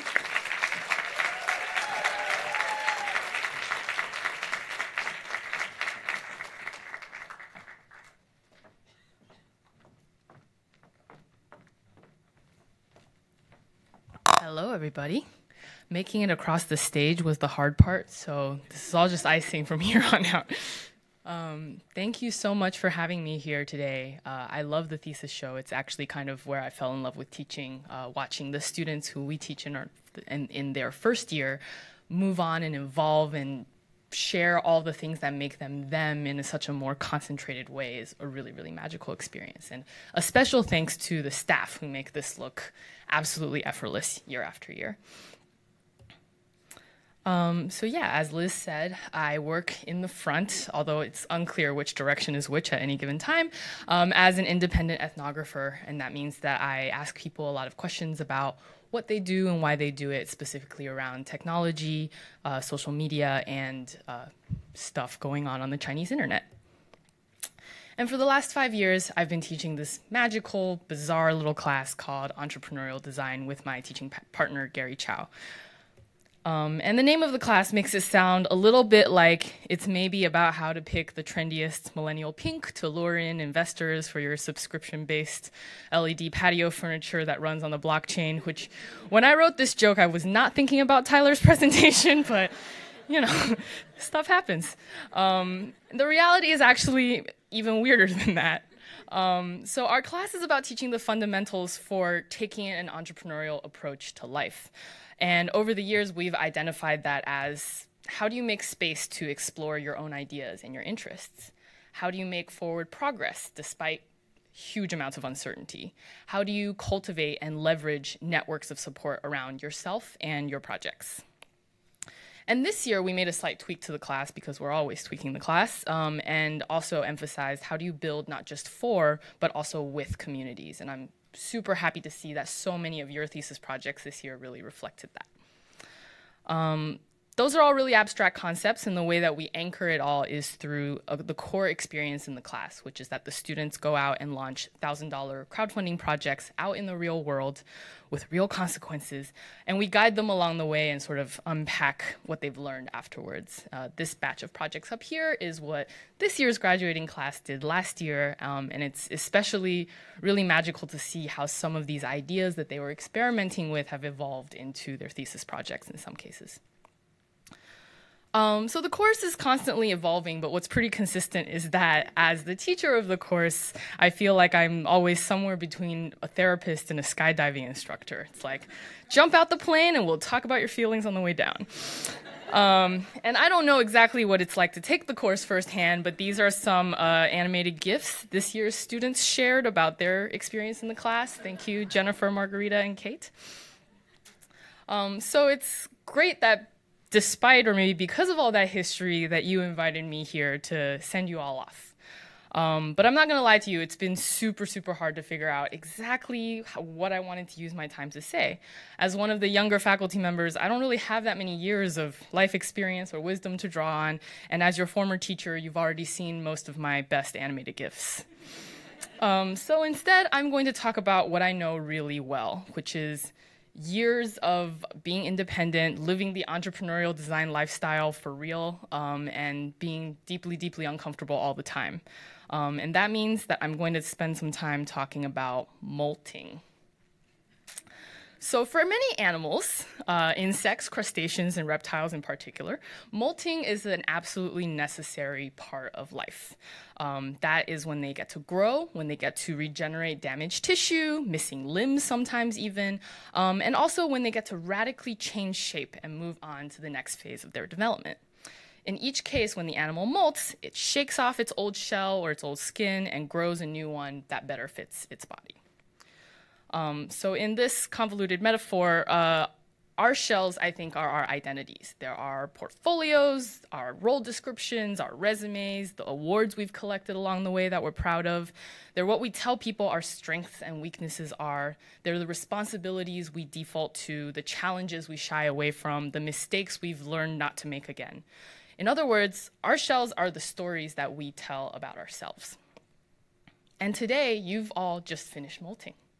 You are in this very moment casting aside the husk of your previous identity and emerging as a new, shiny interaction designer. This is a new identity that you've worked so hard to develop over the last 2 years. I don't know if it's sunk in yet, but you should take a moment and just experience the world in this new shell. Feels good, right? As you get used to your new shell, everything is exciting and anything is possible. I'm so sorry if anyone has a crab phobia. There's a lot of crab gifts. Even if you're a little unfamiliar with everything, anything is possible. The new you is a little bit of a stranger and a little bit of a blank canvas. It's a time of transformation and aspiration. All the things that you didn't think you could do before might be possible now. And over the next few years, you're gonna figure out all the things that your new shell lets you do. The new skills you used to be intimidated by, the new things that you feel confident in, new challenges you want to tackle. And along the way, you're going to find new limits too, the things you no longer want to prioritize, the new obstacles that you struggle against. And it empowers you not just to try new things, but also to build new networks, starting with everyone in this room and beyond in the SVA community. As you've heard us say a million times in class, it's these networks that are really going to shape your lives and your work, and your new shell lets you make new friends. I know all of this because I have done, I think, more than my fair share of molting. This year marks a full decade since what I count as the starting point of my career. In April 2008, a few friends and I, who were mostly college students at the time, put together the first conference devoted to internet culture in the US. If I could modify my slides, I would have put in a picture I took with the Success Kid to really, bring this into the extended Meme Wars universe, but I didn't get to do that. Almost 700 people attended this conference, and among them were writers, internet celebrities, people who ran online communities, current and future leaders of the tech industry. And we ran it 2 more times, ending in 2012. By the way, this is my favorite artifact from ROFLCon. It's a blog post that Anil Dash, who's currently the CEO of Fog Creek Software, wrote, telling people that why they should go to the first ROFLCon. It's from November 2007. The highlight is basically all this social media stuff hasn't really changed the course of popular culture yet. The verdict is still out. Howard Dean is not the president. A funny YouTube video can only get a couple of minutes of play on a clip show on basic cable. But I think there's a future where we can really do a lot more than contribute 10 minutes of haha to your workday. So that came true terrifyingly. And ROFLCon was my first shiny new identity. For the first time in my life, I knew who I was. I was a commentator on internet culture. I was an event organizer. I was an operations person who could wrangle chaotic artist people into some semblance of order. It gave me a network beyond my wildest dreams. I was connecting with people I had no right to be in the same room with. And it opened doors for me, including in a very roundabout way, teaching at SVA, because Gary and I actually met at the last ROFLCon. As a confused college grad who had the misfortune of graduating during the worst of the economic recession, my identity as one of the co-founders of ROFLCon paved a way forward for me in a time when it would have been otherwise very difficult. And yet, over the next 5 years, I slowly kind of watched as each part of this identity that was a dream in many ways lost its luster over time. So I kept working with internet culture by running a company called Breadpig, which was a small, quirky publisher that made internet-friendly merchandise and worked with webcomic artists. We were really innovative with our business models, and I love the artists that we work with. But after a few years, I found myself questioning whether maybe I could put my skills to use doing something better than counting cash on comic book convention floors. And at the same time, I continued the work of being an event organizer and a community wrangler with Awesome Foundation, a decentralized philanthropy community that I served as the international coordinator for about 5 years. Looking back, I'm so proud of the work I did there. I helped to build infrastructure that helped the community grow literally exponentially, and I laid important groundwork that's held up since. But doing so much work with a community without paying attention to self-care, which in my defense was not popularized at the time as a concept, really burnt me out. And in both of these roles, I was putting the operations skills I had learned during ROFLCon to good use, but I felt myself chafing at always being the person cleaning up the creative mess. This thing that had felt like a magical superpower was starting to feel like a liability. Through all these discomforts, I initially just kind of grit my teeth and stuck it out, because I characterized my growing lack of interest in these roles as laziness. That turned out to not help. So near the end of this phase of my life, there was actually a point where I stopped going out altogether, because even though I had many things to be proud of, I literally couldn't bear listening to someone introduce me. It just felt so off and so wrong. And at some point, I remember hiding in a bathroom during an event that I was organizing because I was just so emotionally overwhelmed by having to live up to this persona that I had somehow created. It felt really broken. And in the end, what I actually had to do was just to take a big step back and let go. It was only through slowly disentangling myself from these obligations that I realized that what was actually happening was that I had just been growing this whole time, and it was time to molt. So this is what I want you all to remember when you leave here today. Molting is natural, it's good, and it is a sign of growth. So traditionally, when people give talks about transformation, they like to use the whole thing about caterpillars turning into butterflies, because it's a lot more photogenic than crabs. But that only happens once. And crabs molt 15 to 20 times in their lives. Some of them are very minor changes. Some of them are very, very dramatic. And I think humans with our identity shifts are somewhat more on this level. So my friend Zach, who's one of the cartoonists I used to work with, made a comic that stuck with me for years. Sometimes we put it in the entrepreneurial design syllabus even. I encourage you all to read it. It's called 11 Lifetimes. He asserts that basically if it takes you 7 years to get really good at doing something, you effectively have the opportunity to lead 11 different lives during your natural lifespan. And that means that the molting that you're going through today, as big and momentous as it is, as proud as you should be about it, probably won't be the last time. And that means that this identity you've just built up for yourself, as shiny and wonderful as it is now, you may need to let go of it at some point in the future. And this is all really important for you to know right now, not because I want to be a downer, but because molting is really hard. In nature, it's a costly and vulnerable process. It requires a lot of energy. It debilitates the molter for a while. It leaves them literally vulnerable. You get to feel new and shiny on the other side, but while you're in it, it just sucks. And it's a deeply uncomfortable time for people too, because in a culture where forward progress is so idolized and performed, it feels like a big risk to take a step back and slow down and take the time to do the transition well. And I know for me, at least, it feels extra terrifying and threatening to interrogate the very identity and the strengths that have carried us this far, right? And yet, as with crustaceans and insects and reptiles and this patron saint crab of mine, we have to do this to keep growing, right? We have to be willing to let go of the identities that we've built for ourselves. I think it's really easy to think about this as the first day of the rest of your life, but I hope that if you keep growing, you're going to have a few more of those. What I've learned through my wanderings is that growth doesn't really look like a straight line or even like a step function. It's more like a spiral where you go through the cycle again and again, you pass the same points, but each time you have more skills, more networks, and more wisdom along the way, hopefully. All you can do then is really acknowledge and accept change and learn how to be more resilient through it. And realistically, the only way you get better at this is through practice. But here are some shortcuts to maybe think about. If we think of growth as a design practice, the material you're working with is really yourselves. And that means that you have to understand your own affordances and be willing to iterate on all of them. Figure out what stories you're telling about yourself and think through what slightly different stories might unlock. Be wary of telling negative stories that start with, if only I were better at blank. Work with what you have. Trust that any part of your identity you abandon can be picked back up. At the end of my story earlier, I was running away from internet culture and community building and towards a career of doing ethnography in China. But 4 years later, I'm teaching a class about community building and I write a newsletter about Chinese internet culture. Your experiences stay with you, and they can be recombined into all kinds of new stories and all kinds of new identities. These cycles of growth are kind of like extremely personalized seasons. They come and go, and you don't really get to control when it happens.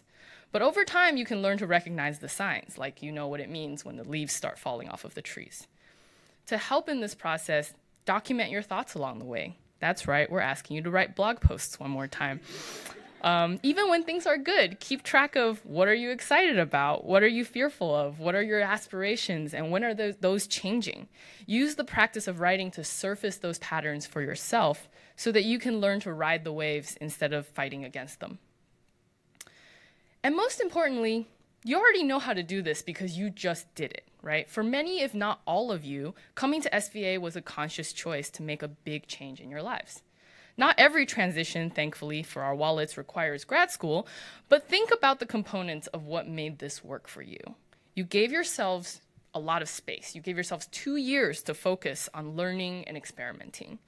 You created a supportive network of peers and mentors that nurtured you along the way, and you broadcast your transition to people. You let everyone around you know that you were transitioning because you were a student. So you can replicate these structures in other ways for other types of transitions that you have to go through. So, class of 2018, today, you've just finished molting.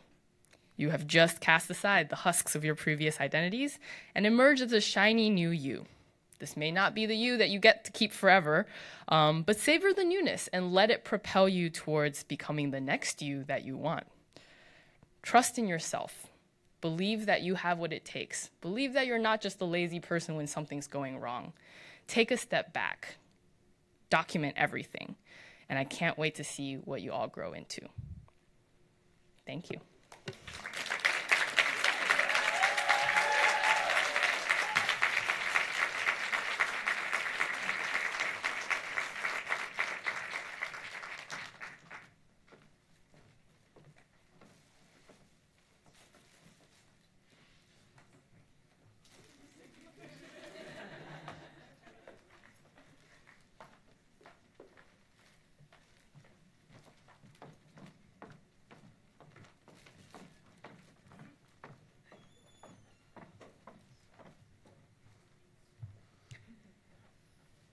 So that was an incredible day of presentations from all of our students, the class of 2018 who are now officially finished with SVA Interaction Design. But they would love to see you at this last part, which is our exhibition in an SVA gallery, where they've set up a beautiful display of all of their work and their process books, and we can mingle and you can ask them more questions about their work. Yeah, that's right. The address for that is in your program. So it's just a few avenues away, and there's plenty of time. It begins at 6 p.m., so take the scenic route, grab some dinner perhaps, and we'll see you over there where there's more food and drinks at 6 p.m. So we've seen a lot this afternoon. We've seen a lot this morning. This morning, for those of you who weren't here, I reminded us that this is a network, a supportive structure, one that can be replicated. And I just want to thank again quickly some of the people who made today possible, but also made the past 2 years possible. So just quickly, Gwen Kurtz, Wolfgang Gill, Jason Raby, and Eric as his head of innovation role, as the staff of our department, truly keep the program running and inventive and kind of reaching people day after day. So please help me give them a round of applause.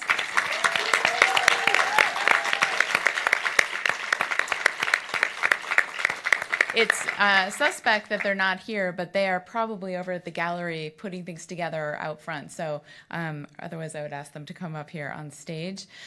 David Rhodes, Jeff Neeson, our did I not? Here. No, this is coming later. Jeff Neeson and Christopher Siphons, our president, provost, incoming provost and outgoing provost. All the thesis advisors, who some of whom are here, many of whom are watching online. Our current faculty, our past faculty, and maybe our future faculty, maybe some of you, in fact. Perhaps most importantly, Wolfgang Gill, who has sat here day after day working with the students on the technology and the thinking around technology, not just for this presentation and what's happening at the gallery, but for every single student, the technical advising, the emotional support, and many other things that they didn't even know they needed. So a huge thanks to Wolfgang.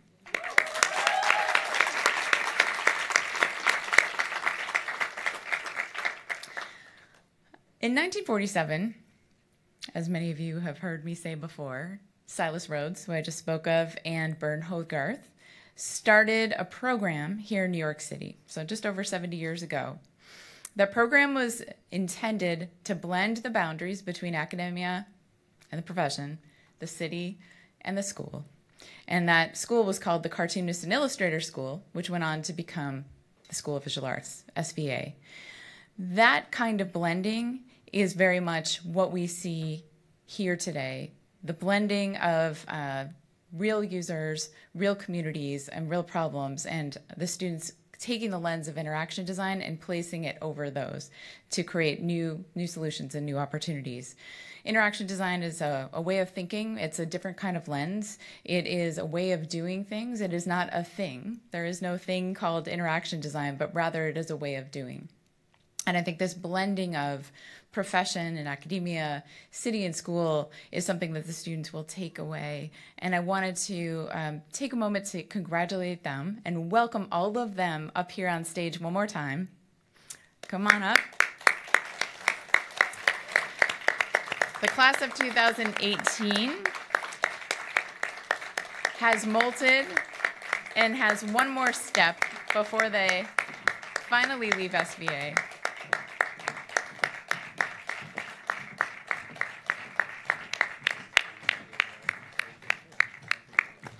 Oh my God.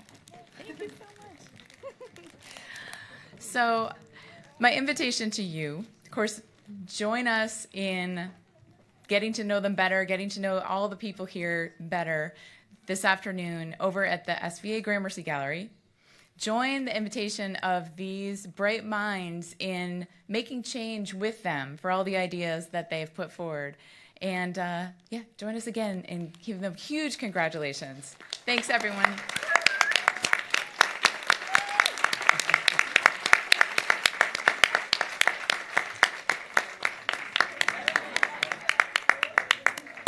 We'll see you at the gallery.